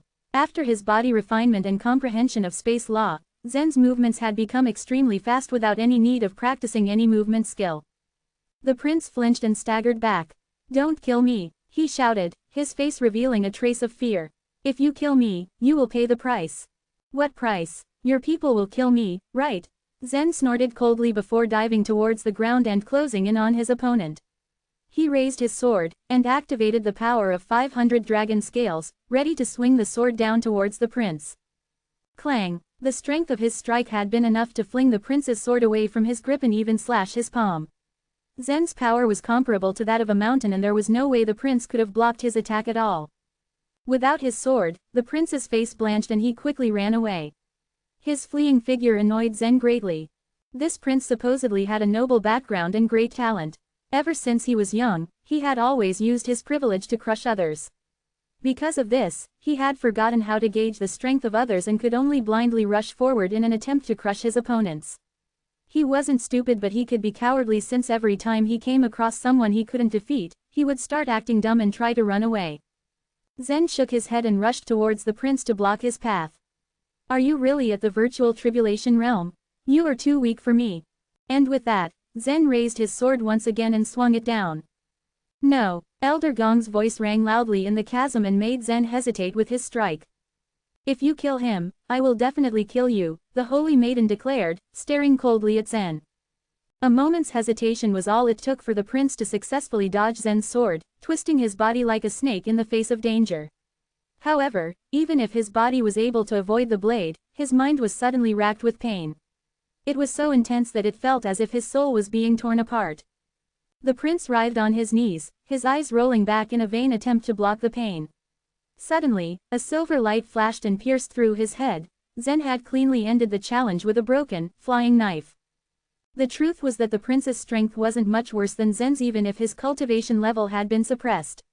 It was only because of his conceited nature that he was defeated, since he hadn't expected Zen to be so strong and was thus caught off guard. However, even if the prince had gone all out, he still might have lost. Zen's cultivation level, after all, hadn't been suppressed. Silence rang in the depths of the chasm. For a warrior at the illuminating soul realm to be able to kill someone at the virtual tribulation realm was truly unbelievable, and everyone could only stare at Zen in disbelief, rendered speechless by his abilities. Chapter 535, Annihilation. If they had battled outside the celestial tomb, Zen probably wouldn't have been able to defeat the prince. Despite his strength, it would still be impossible for him to be a worthy contender against a warrior at the virtual tribulation realm. The conditions that the celestial tomb had provided greatly increased Zen's chances. In the tomb, the prince's cultivation level had been suppressed and was only at the early stage of the internal elixir realm. Zen's cultivation level, on the other hand, had not been suppressed at all. This greatly narrowed the gap between the two. Thus, Zen had been able to defeat the prince, and he knew the exact reason why. However, the others weren't aware of such information. Am I daydreaming? A warrior at the illuminating soul realm defeated a warrior at the virtual tribulation realm. Even more, the latter was actually from one of the divine kingdoms. It can only be described as inconceivable. All the warriors sported puzzled looks on their faces and were at a loss for words. They were completely unable to comprehend how Zen had exactly defeated the prince. The holy maiden let out a heart-wrenching cry. "I will flatten the entire sky northern region," she declared. "I will kill everyone in your clan and annihilate your sect." Zen's eyes met her malicious gaze. "Let's talk when you've accomplished that," he said lightly. For their trip to the celestial tomb, 5 guards at the life and death realm had accompanied the prince and the holy maiden for their protection. They had originally thought that the trip would pass with no hitches. Never did they ever think that the one they were tasked to protect would be killed, not by the tribulations of the mysterious and dangerous celestial tomb, but by the hands of a mere warrior at the illuminating soul realm. What was even more unacceptable was that the two of them had faced each other fairly on the battle stage. What was exactly going on with the sky northern region? How could such a person be born? Because of the sudden turn of events, the warriors at the life and death realm started to think about long-term problems. For the holy maiden though, there was only one thing on her mind, and that was to seek revenge for what Zen had done to the prince. Back in the divine kingdom, her status was very high, only second to the crown prince. There were a lot of princes in the divine kingdom. For mortals, an emperor only had a lifespan of about 100 years and would be able to produce a few dozen children at most. However, a warrior emperor had a lifespan of a few, maybe even 10,000 years. Thus he would be able to have many women and countless children. In the divine kingdom, only the most excellent had the right to be the crown prince, and all the others would be considered ordinary princes, and their status wouldn't even be comparable to some ordinary warriors. The holy maiden had been born to be worshipped. Her life was comfortable, but she did not have any friends and was often lonely. The prince Zen had just killed had been her friend since she was young, and he was the one who had brought her to explore the immortal mist celestial tomb. He was her only friend, but Zen had just ended his life. How could she not hate him? As the beam of light rotated once again, she fixed her eyes on Zen. Not long after, the light pointed at her. Her eyes narrowed slightly and the dice suddenly moved. 6. A black disc appeared in front of her, and within that disc was a thin white line. The holy maiden did not give it much thought and, with gentle steps, quickly stepped onto the round disc. "You can kill anyone present," the voice said. Her eyes widened at the realization.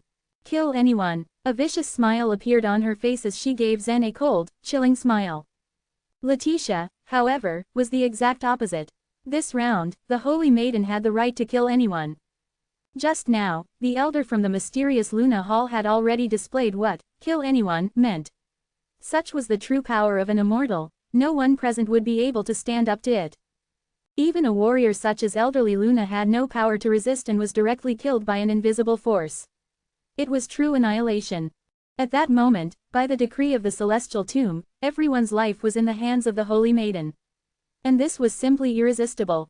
Zen's in trouble, he just killed the prince. The holy maiden will surely choose him. Ha, that's not necessarily true. Have you forgotten just how many crises Zen has escaped from the very beginning? Not only did the purple flames not burn Zen to death, but it has also somehow made him even more powerful. Even the prince at the virtual tribulation realm could not kill Zen. He is the incarnation of a monster.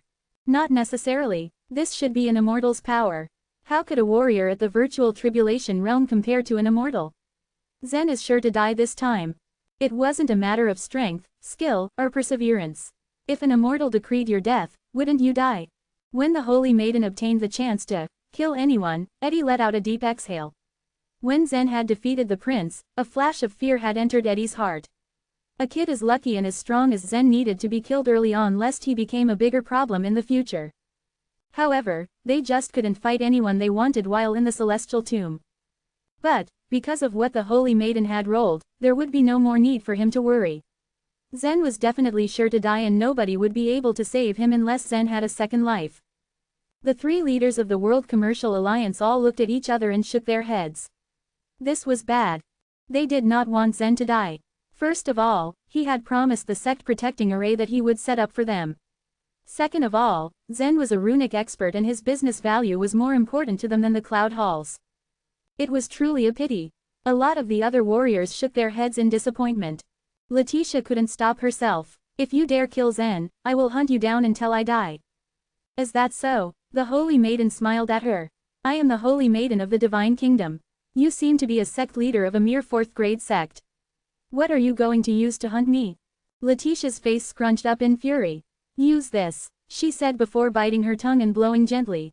A hexagonal blood snowflake formed on her hand that she lightly patted. It began to spin. In the chasm, everyone's position was separated by an enchanted barrier. No one could leave their disc, nor could anyone use their attack methods since they would all be blocked by the enchanted barriers. However, the blood snowflake Letitia had formed flew towards the Holy Maiden and easily passed through the enchanted barriers. Without any warning, the blood snowflake instantly drilled itself into the Holy Maiden's body. Tia, Imogen called out softly. Although the outsiders had no idea what Letitia had done, she knew exactly what technique had been used. She was the one who passed down the Sutra of Empyrean Goddess to Letitia after all. The curse Letitia had unleashed was done at the cost of burning her blood essence. For all her life, the Holy Maiden would become Letitia's target, until her death. Moreover, both of them would be covered in curses and they would spend a third of every year being affected by the extremely painful cold poison. Although Zen didn't exactly know what Letitia had done, he could vaguely guess that the price she had to pay wasn't small. At that moment, even his heart had also been filled with fear. The methods of an immortal were too powerful and he wasn't really sure if he could rely on his tricks this time around. The Holy Maiden gave Zen a mournful smile, but her eyes were cold with resentment and fury. Die, she shouted, pointing at him. He had killed her friend after all, so it was only natural for her to wish Zen death. As the Holy Maiden declared her choice, everyone turned to look at Zen. A light breeze suddenly blew. Zen felt an invisible force rush towards him as if some kind of invisible death god had come to his side. What a powerful strength! Although it was invisible, Zen could clearly sense its existence as it came from the side of his head. He almost raised his hands subconsciously to cover his head because of it. His body had just undergone the tempering of the fiery star flame and he, after absorbing so much, had become a top-grade fairy weapon. In fact, he was only a step away from becoming a sacred weapon, so he didn't believe that this invisible force had the power to snuff him out in just a blink of an eye. Puff! Under the suppression of the huge, otherworldly force, 2 bloody wounds suddenly appeared on Zen's arms that spurted blood as if they were fountains. Chapter 536, Why Are You Crying? Zen had underestimated the tricks of the Immortal. Until now, he had blocked a few attacks by relying heavily on his special body. Usually, only very sharp attacks would cause substantial damage to him. For example, it was easy to pierce through his body or slice small wounds, but it would be very difficult to tear his body apart. Eddie, for example, as the #1 warrior in the central region, might be able to break a top-grade fairy sword, because the sword was too thin and easily broken. But what if it was a top-grade fairy metal pillar as thick as a bucket? Eddie could bore a hole into the metal pillar, but he would not be able to break it. As for Zen, his body was equivalent to a top-grade fairy metal pillar. If someone wanted to forcibly break his body, how terrifying would the force be? However, this killing force from the Immortal was still beyond Zen's wildest imagination. The powerful killing force caused the flesh in Zen's arm to crack. His bones were harder than steel, but the pressure of this force still caused them to crack. What was even more frightening was that this killing force continued to pierce through him. Not only did it attack both of Zen's arms, it also pierced through his back. It was as if there was a giant invisible hand squeezing Zen tightly in its palm. Crack, crack, crack, crack. His spine was cracking under the pressure of the killing force. Zen. Even though she knew that Zen couldn't resist the Immortal's destructive power, Letitia still couldn't help but burst into tears when she saw him struggling. Letitia was just an ordinary woman. While it was still true that she practically flew her way up as she was now one of the top warriors in the central region, this was never part of her plan. Her warrior spirit started to develop when the Cloud Hall discovered her talents. Even then, she yearned for a peaceful life. She wanted someone by her side, someone she could argue with when she was not happy, and someone who would remind her to wear a jacket when it was cold outside. Zen, perhaps, could be the person she was looking for. He could be the man to bring warmth to her life. Letitia was devastated to watch Zen getting killed. Other people were in stunned disbelief. Everyone's mind was still on elderly Luna getting killed. They couldn't believe that a warrior at the life and death realm could get killed just like that. His body was crushed as if by an invisible force and it just vanished. Zen seemed to be relying on his own body to resist that destructive power. The Immortal's power was something that warriors at the lower world could not comprehend, nor could they stop. In this Wheel of Fortune, the game rules set by Immortal Mist were the solid principles. Since the rules stated that Zen would be killed, then he must die. Otherwise, the rule of killing anyone would be invalid and it would be unfair to the Holy Maiden. However, Zen was actually resisting the terrifying force. This is the power of an immortal, yet Zen actually still has the power to resist. I'm really scared. Is this guy even a human? An elder of the Black Mountain sect could not help but pose this question. He couldn't admit to himself that Zen was that strong. Dang, how tough is Zen's body? A strength that could resist an immortal's killing force. Elderly Luna was killed, but Zen is still alive. This is unbelievable. What a brat. Could it be that he's more powerful? I'm going crazy. I think he should be dead. How could we explain that a warrior at the Illuminating Soul Realm could survive all of this? Look, he's getting weaker. He's going to die soon. Even if Zen were killed, it was still unbelievable. As the warriors watched this scene unfold, they were left speechless. To them, Zen was a monster that could not be measured by ordinary standards. Zen gnashed his teeth. In order to resist the power, he not only used the power of the dragon scales, but also the forceful energy hidden inside his body. However, with the eruption of Zen's strength, the invisible destructive force seemed to increase its power as well. Originally, after he became a fairy weapon, he could still borrow more power of the dragon scales. But if he did, his body would be unable to bear the combination of the power of the dragon scales, the forceful energy, and the immortal's killing force. Arg! Zen shouted in pain. The muscles in his shoulders, chest, and back were all bleeding. Blood spurted out from everywhere, even hitting the enchanted barrier. Letitia touched the enchanted barrier with both her hands, an icy mist surrounding her face. She was hoping that Zen could wave his magic wand this time too so that he would survive. It might be impossible for others, but for Zen, it wasn't. Letitia had witnessed many unexpected miracles happen to Zen. At that moment, she closed her eyes and wished with all her might that Zen would survive this whole thing. Sadly, the miracle never happened. She watched helplessly as more and more blood spurted out from Zen's body. The bones in his body couldn't stand the pressure and shattered into pieces. His entire body was being kneaded by the giant invisible hand. His body was all mangled and twisted. Mongrel, you didn't even save your sister. Letitia mumbled, the sadness from her face disappearing. She was the head of the Cloud Hall, so naturally she had to have both a soft and a hard side. The crowd of warriors let out a collective sigh while a handful of them still thought something was not right. Elderly Luna had been completely smashed and vanished. They thought the same thing would happen to Zen. However, Zen's mangled corpse never vanished. Was it because his body was so strong that the force couldn't vanish it away? Out of nowhere, a strange thing happened. A light suddenly flashed on Zen's twisted body as small dots of light exploded from it. The dots of light formed a semicircle of light that surrounded Zen's body. Bang! Soon, a huge wave hit the light curtain.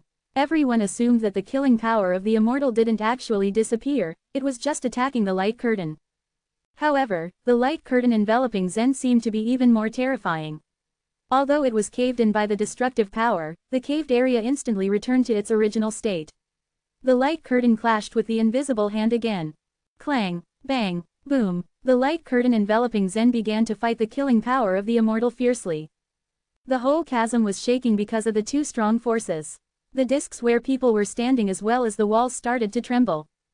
When the warriors at the life and death realm felt the powerful force, their faces turned pale. What kind of method did Zen use to be able to resist the power of an immortal? Zen didn't invent this method. It came from the amulet bestowed upon him by the leader of the Dragon Abyss Palace. Like the power of the immortal, it was also a technique from the upper world. Zen, who lay under the light curtain, looked extremely shocked. He never thought that a small amulet was capable of such a strong force. In reality, this amulet had become Zen's substitute. Not only did it take all the damage that Zen dealt, but it had also helped him completely cancel out the destructive force. However, the immortal's killing power was still immensely strong. It wouldn't stop until it killed Zen. The collision continued for a while. The invisible giant hand's strength gradually faded as the chaos started to dissipate. After a few moments, the light curtain surrounding Zen also disintegrated. The amulet bestowed by the leader of the Dragon Abyss Palace also shattered into pieces. It could not protect him forever as it could only be used one time. Zen, who had already gotten up, couldn't be bothered by anything else. He just stared at Letitia and smiled. "Why are you crying?" Chapter 537, The Immortal's Coffin. How could anyone be as indifferent as Zen? Zen had made miracles happen, but Letitia thought that those miracles had been reasonable so far. Take for example, his habit of challenging martial artists of higher levels and then triumphing over them. But what she hadn't expected was for him to endure the killing of an immortal.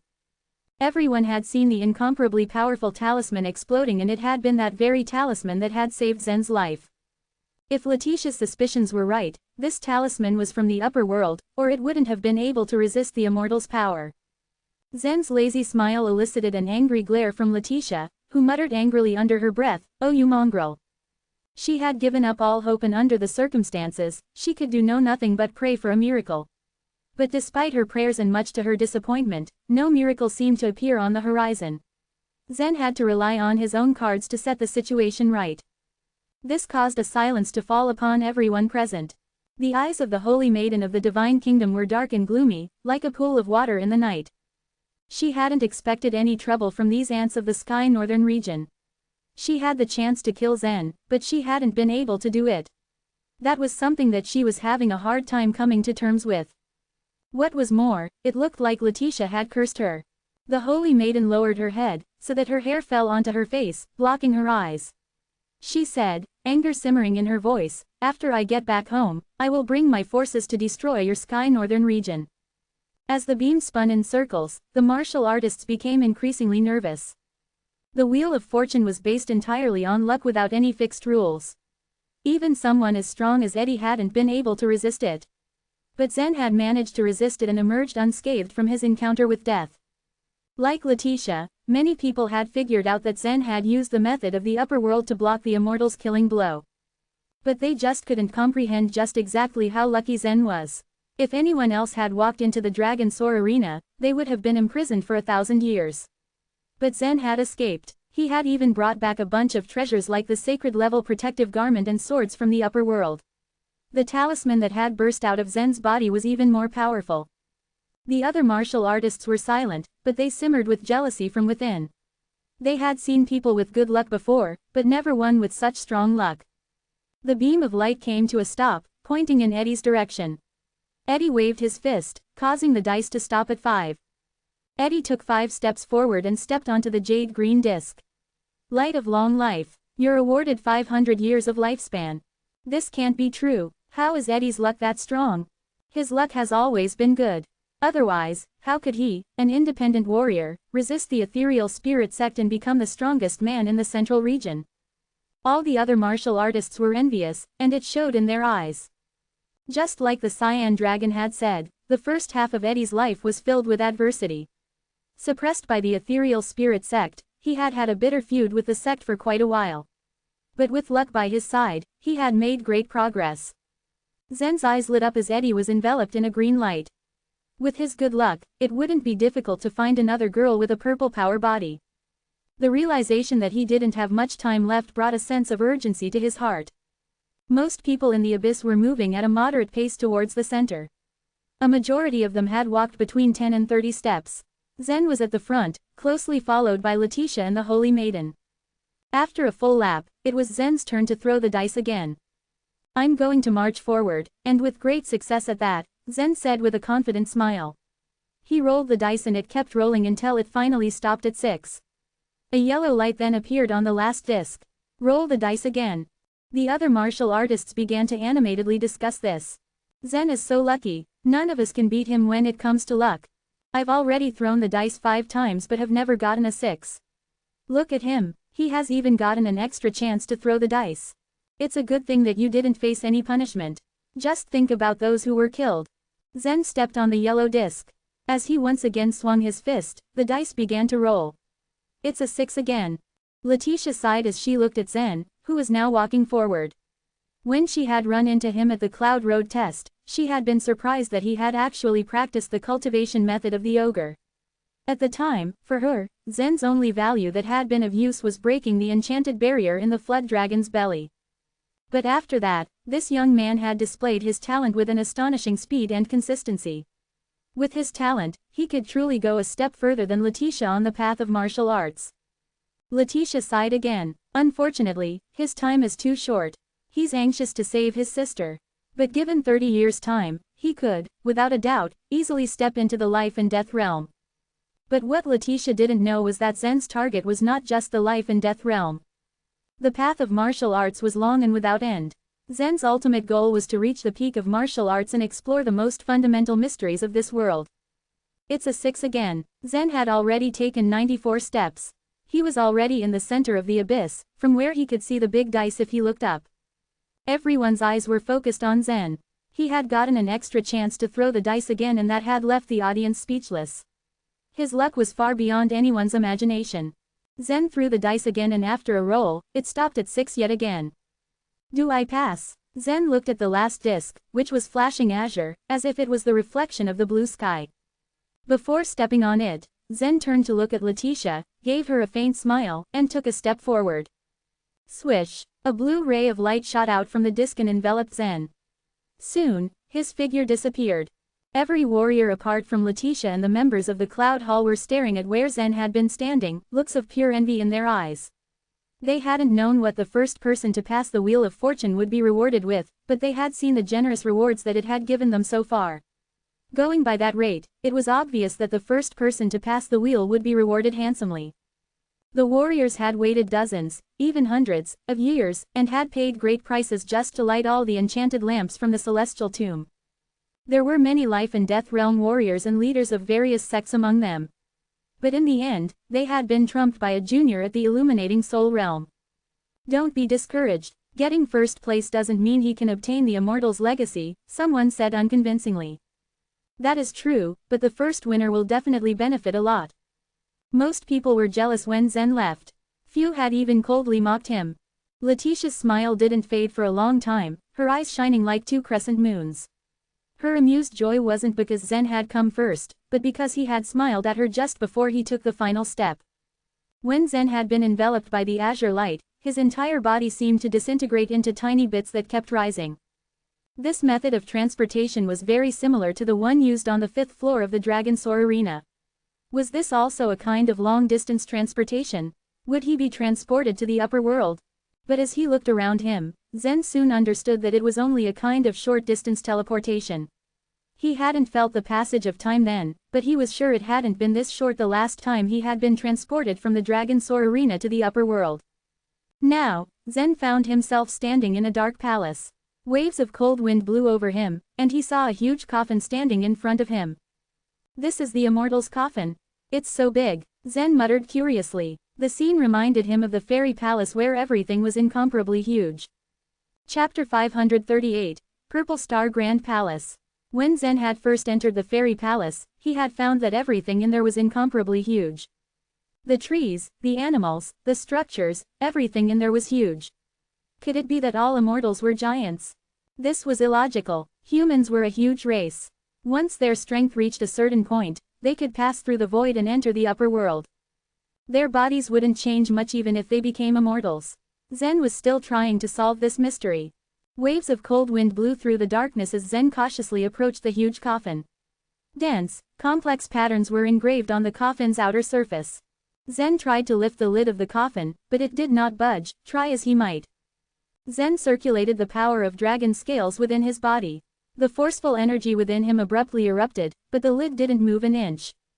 Such a sturdy coffin, Zen exclaimed, amazed. The explosion of his force could have overturned even a mountain, but it didn't affect the coffin in the slightest. Zen had no choice but to explore further.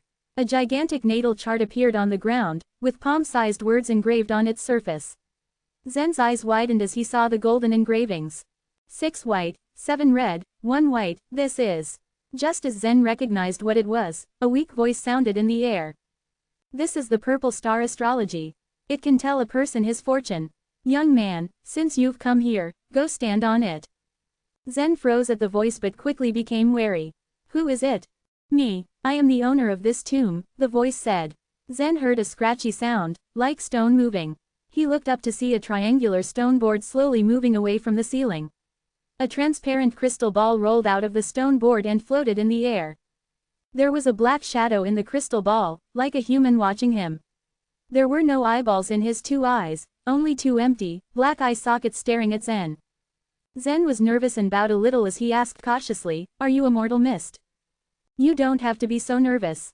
A dead man can't be counted as an immortal. Strictly speaking, I count as Immortal Mist's last words." The crystal ball floated silently for a while, and the voice then continued, "It took me a very long time and a great number of cultivation techniques to keep my remnant soul. If I had to wait another 1,000 years, the time sand would have been of no use. I mixed my remnant soul with the time sand so that I could have memories that lasted for thousands of years as I waited for a suitable person to appear. But after splitting my soul, I lost the right of reincarnation. Alas, this price." Immortal Mist continued speaking indistinctly, but Zen was able to understand more than half of what was being said, and his wariness gradually faded. With such a weak remnant soul, it was impossible for Immortal Mist to take over Zen's body and wipe out his soul. Not to mention that Zen's soul had already reached the fighting soul realm, and the 2 genuine dragons, the cyan and the red, were concealed deep within his mind.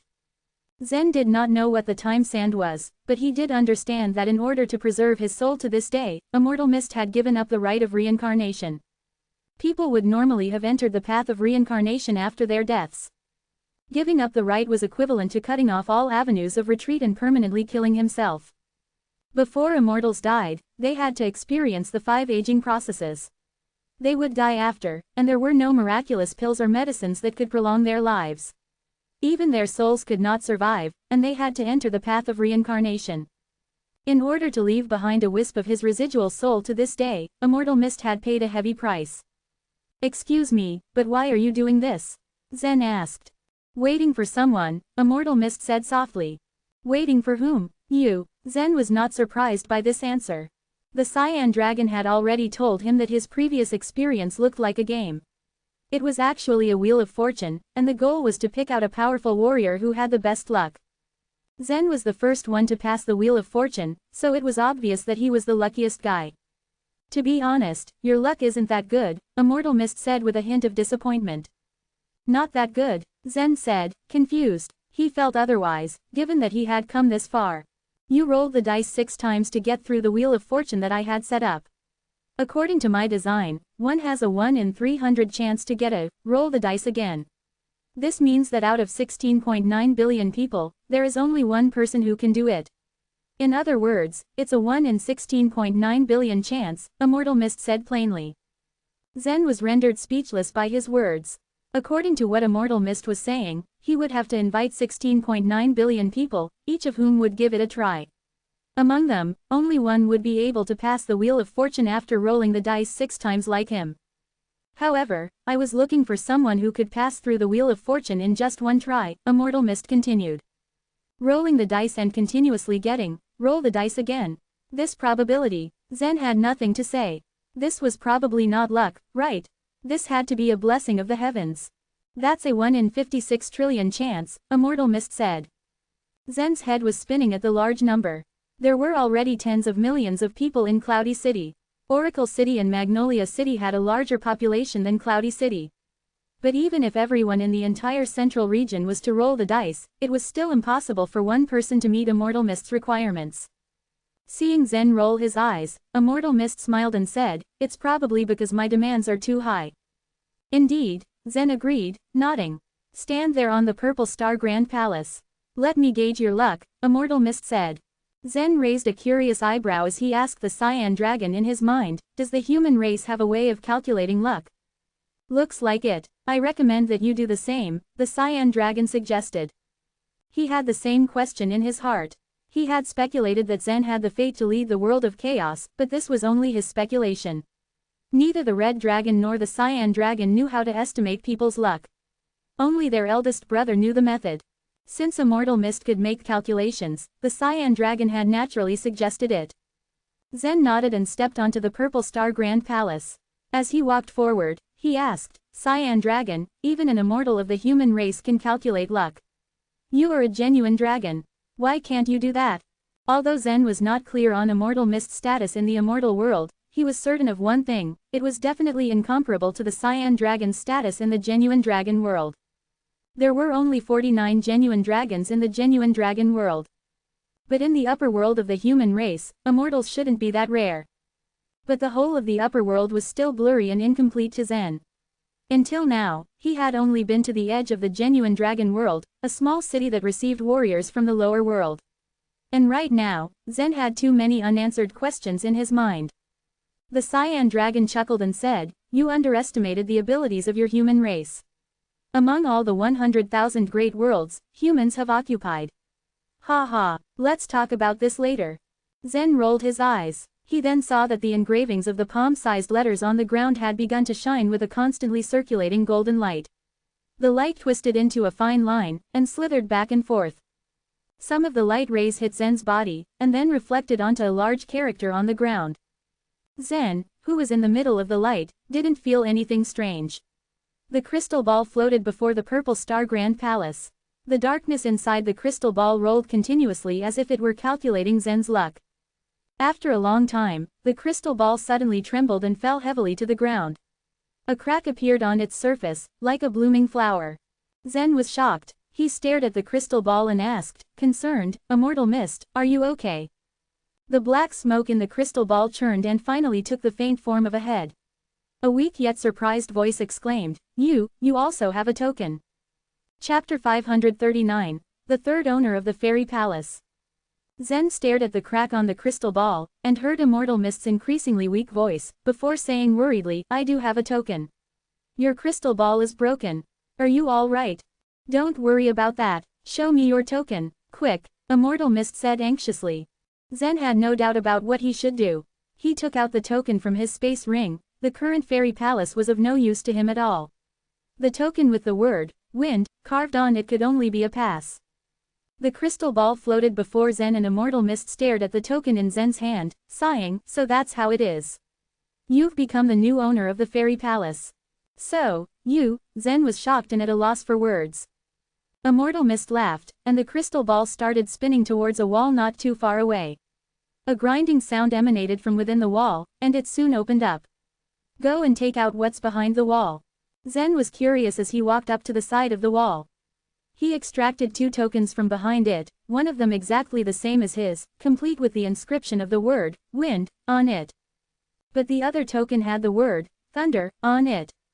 The shape and style of the tokens were almost exactly the same as Zen's. It was likely that all of the 3 tokens were from the fairy palace. Seeing the change in Zen's expression, Immortal Mist said calmly, I am the third owner of the fairy palace. Zen took a deep breath. When he'd been in the fairy palace, he knew that it had had several owners before him. He had passed the test and become the new owner of the fairy palace. He hadn't expected that he would run into its third owner in this celestial tomb. Then this token, Zen trailed off, looking quizzically at the token with the word, thunder, on it and wondering what its purpose was. Immortal Mist smiled and said, the token with the word, thunder, is a token to the true path. The true path is also a cultivation path within the fairy palace, and even I have only activated a true path. Where did the fairy palace come from? Why did the first owner leave such a palace behind? Zen asked again. This fairy palace does not have a name. Since the first owner did not leave one, no one in this world is qualified to give it a name anymore. Not you, not me, not the second owner, not even one in all the 100,000 great worlds, Immortal Mist said. Zen blinked, stunned. There were 100,000 great worlds in the upper world, and even the famous genuine dragon world could only be considered one in 100,000. But no one in so many great worlds had the qualification to name this fairy palace. Unbelievable. Since you were able to become the owner of the fairy palace, I'll give you the token with the word, thunder, as a gift. You can't enter the true path now, but you can, once you reach the life and death realm. I can't tell you too much about the origins of this fairy palace. I can only remind you that it is much bigger than you've imagined.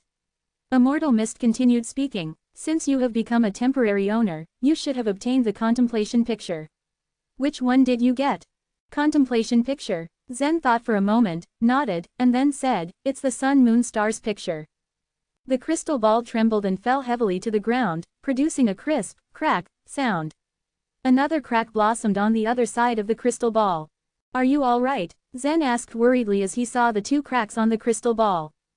The crystal ball slowly floated up and lightly said, as if to brush it off, it's nothing. Are you sure you have the sun moon stars picture? Zen nodded, and released a stream of demonic life vitality from his hand that emitted starlight. The starlight from the sun moon stars picture. Nice. You actually obtained the last contemplation picture. This is unbelievable. This picture was one that the first owner of the fairy palace observed and studied. He was such a tyrant with such supreme power, Immortal Mist muttered to himself. Who was the first owner of the fairy palace? Zen asked curiously. No one in the 100,000 worlds had the right to name the fairy palace. This meant that the first owner of the fairy palace had a status that transcended that of anyone in 100,000 worlds. He was obviously so far above them. How could Zen not be curious about such an identity? That's not something you can figure out right now and you don't need to know, Immortal Mist said. Moreover, if I'm not mistaken, you are cultivating the ogre's cultivation method. The heavenly ogre fist is indeed powerful and can devour other things, but it is still not the right path. We are human beings. Why did you cultivate another race's cultivation method? Zen rolled his eyes in disagreement at Immortal Mist's words. If it weren't for the fact that the heavenly ogre fist had shown its might at the most crucial moments, Zen would have died countless times over. He thought it was easy for Immortal Mist to ask such questions. But Zen actually wanted to practice one of the top cultivation methods of the human race. The problem, however, was that he didn't know whether or not the central region had it. Even if it did exist, it would not be Zen's turn to cultivate it. Although Zen was a disciple of the Cloud Hall, the truth was that apart from the heavenly ogre fist he had obtained from the Cloud sect by accident, Zen had obtained all other resources by himself. The Cloud sect and the Cloud Hall hadn't spent many resources on him. He was like an independent warrior, achieving everything all by himself. Zen's expression told Immortal Mist that he had said something wrong. So Immortal Mist backtracked and said, never mind. I'm just a dead man. I can't even enter the path of reincarnation. How funny I was to lecture you on your cultivation method. For some reason, those words made Immortal Mist look rather pitiful in Zen's eyes. What was it that had made him cut off his own soul and wait here for 2,000 years in bitterness? Why did he willingly give up the right of reincarnation? What exactly was the secret? Immortal Mist, the cultivation methods I cultivate are a mess and not how they are supposed to be. But conditions were limited back then and I had no choice, Zen explained. He had practiced many cultivation methods that weren't exactly bad. A warrior who practiced any one of these cultivation methods could become a strong warrior and earn his name in the central region. But perhaps Immortal Mist thought them all average. Zen asked again, Immortal Mist, you still haven't told me why you wanted to test my luck. I just realized I've delayed this too much because of you having a token to the fairy palace. Stand back. I still want to test your luck, Immortal Mist said, deflecting Zen's question. When Zen stepped back, the words on the purple star Grand Palace began to shine again. The sun, shade star, 7 red, 8 white, 4 green, bits of golden light flashed, and more golden threads shot out by the second. Each golden thread grazed past Zen's body. They were so densely packed that they could easily drown him. Instead, they kept a safe distance from his body. There were many types of fates in the purple star astrology. It was rather complicated, outsiders could barely understand it. Immortal Mist kept muttering to himself as he began to calculate Zen's luck. His words were vague, causing Zen to strain to hear him clearly. After about 15 minutes, Immortal Mist's words finally became clearer. 2 black and 5 yellow. This is, no, the sun and the moon. This is, no, it's still not right. Ah, I know now, you will lead the world of chaos.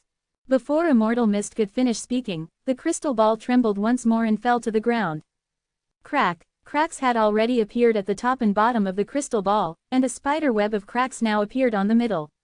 Zen did not know whether or not Immortal Mist used his eyes to look. If he did look, the cracks would have blocked his view. Immortal Mist, are you all right? The crystal ball had dropped to the ground thrice in such a short time. After the crystal ball had rolled on the ground for a full circle, it slowly floated up, and a desolate laugh rang out. Could his brain have become damaged? Zen thought to himself. But this was just one fragment of Immortal Mist's soul, he technically shouldn't have a brain. Chapter 540, The Tower of Sin. The crystal ball was already cracked all over the surface and just one touch would surely shatter it to pieces. Mist's wild laughter came through from the crystal ball, but it had been laced with something akin to desolation, as if it came from some powerful master who had once known great joy but also suffered great pain in his twilight years.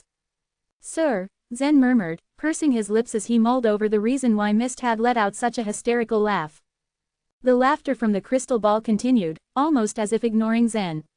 After a few minutes, Mist let out a few wheezes and finally calmed down, the fate to lead the great world of chaos. Lead the great world of chaos, he had exclaimed with a booming, disembodied voice. It's the fate to lead the world of chaos. Zen was puzzled, but as Mist told him his fortune, the Cyan Dragon had already been talking with his brother. It seems that we do not need to consult our eldest brother anymore. This immortal has already confirmed our suspicions through Purple Star astrology, he said. It seems like Zen really has the fate to lead the great world of chaos. The red dragon nodded his head at his brother's words. Indeed, he agreed. Since this young man has such fate, and now that the great world has fallen, he will surely be the star of this era. The Cyan Dragon hummed, if that's the case, there might still be a chance for us 9 brothers. We are fortunate to reside in the brain of someone with such a grand fate. A chance for a turnaround, the thought greatly lifted the Cyan Dragon's heart with hope. The red dragon heaved a deep, melancholic sigh, perhaps. Despite this moment between the 2 dragon brothers, Zen was still standing completely dumbfounded at the current state of things. Just what kind of fate had Mist foretold for him? The fate to lead the great world of chaos. He had never heard of such a thing before, not even from the Cyan Dragon. Zen furrowed his brows. Sir, what do you mean? What does leading the world of chaos mean? He asked. Mist turned a deaf ear and ignored his question. 2,000 years, he exclaimed. 2,000 years I have waited for a person with a strong destiny. Who would have thought that it would be you? Such a great destiny, truly a great fate. Sir, Zen was starting to get a bit impatient. Mist kept talking and mumbling nonsense to himself, not giving Zen any clear answer to what it all meant and what it all entailed for him. Wait, Mist suddenly shouted in the midst of his incoherent mumbling. Something is wrong. Since you have such a strong destiny, where is your guide? Zen was taken aback. Guide? He repeated before throwing his hands up in resignation. I don't know. In his mind, however, he cursed at the old immortal. I have no idea what you're even talking about. The crystal ball floated back and forth in front of Zen, almost as if it was pacing in front of him. Let me see, Mist repeatedly mumbled to himself, lost in his train of thought. You. He suddenly stopped and faced Zen. You have a younger sister. Zen rolled his eyes but humored the old man. Sir, you are truly accurate. Your sister is your guide. Where is she now? Mist asked, the crystal ball floating closer towards Zen, eager for an answer. The question suddenly rang bells in Zen's mind. I almost forgot. He thought to himself, the person in front of me is the one who constructed this very celestial tomb and Eddie is still in it. If I ask him to kill Eddie. Zen had never feared of anything, even it was Eddie whom he had to face. It was true that Eddie was a strong warrior at the life and death realm, but Zen was determined to advance his strength and skills to eventually surpass and defeat him. This challenge had never daunted him, and he was sure as long as he reached the peak of the martial arts, no one would be a threat to him. However, Eddie had taken away his sister and this crime did not warrant him a clean, fair fight. For Zen, he would be willing to pay whatever price and do whatever needed to be done to end Eddie's life because it was only through his death that he would be able to save Yan. The sect-protecting array he had set up at Cloud Hall had been one of the methods that he devised to kill Eddie, specifically, using the mad trap. However, Eddie seemed to have the innate ability to avoid danger and was able to get away at the last moment. Zen knew he still had a long way to go before he could defeat Eddie in a fight. The clock was also ticking and he had to narrow the gap between them before Eddie found another purple power body and enacted his grand plans. Moreover, it was not only Zen who was training to get stronger. Eddie was also dedicated to increasing his power and eventually breaking through to the next realm. If he managed a breakthrough, then Zen was afraid that the sect-protecting array he had set up in the Cloud Hall wouldn't be enough to defend against Eddie. Killing Eddie here and now would be best. With his current strength at the life and death realm, he wouldn't be able to resist the killing force from the Wheel of Fortune. He didn't care if it was dirty or if it was the easy way out. As long as Eddie died, Zen would be happy. Cupping his hands politely, Zen spoke to Mist. "Sir, my sister's name is Yan, but she was kidnapped by an evil person," he began. "That evil person is inside the Wheel of Fortune. If it's possible, can you help me kill him?" Zen stared intently at the crystal, expectantly waiting for a reply. Mist had become silent for a moment before replying, I cannot do that. I'm sorry." This answer took Zen by surprise. "Why?" he asked in disbelief. Mist cleared his throat and said, "The Wheel of Fortune had already been set in place 2,000 years ago before my death. The first person that passes through it will automatically be sent to this place. The second, third, fourth, all the runner-ups will be taken to their own paths in order to obtain their prizes. My purpose had been to select the warrior with the strongest luck, not to kill anyone," the Immortal explained.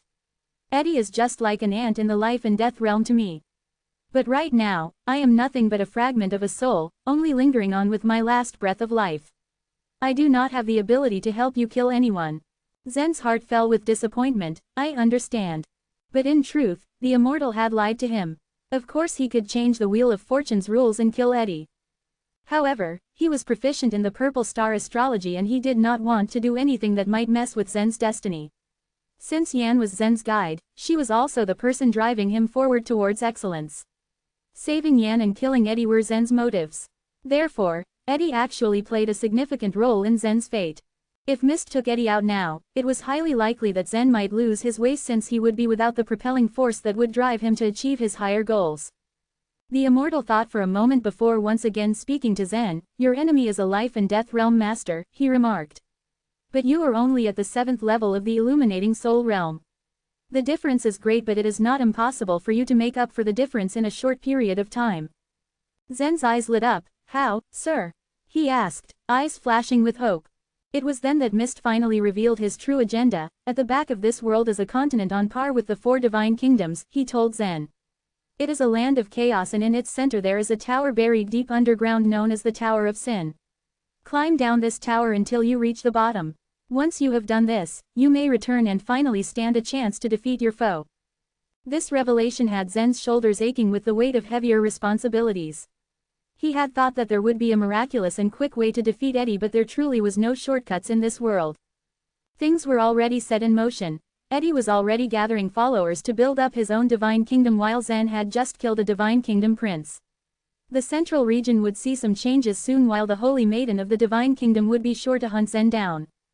Staying in the central region to cultivate would only give him trouble, and he knew that as soon as he stepped out of Cloud Hall's sect-protecting array, Eddie would seek him out and kill him.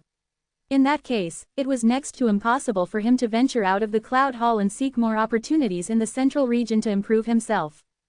However, he could not hope for any breakthrough in his strength if he only confined himself to Cloud Hall.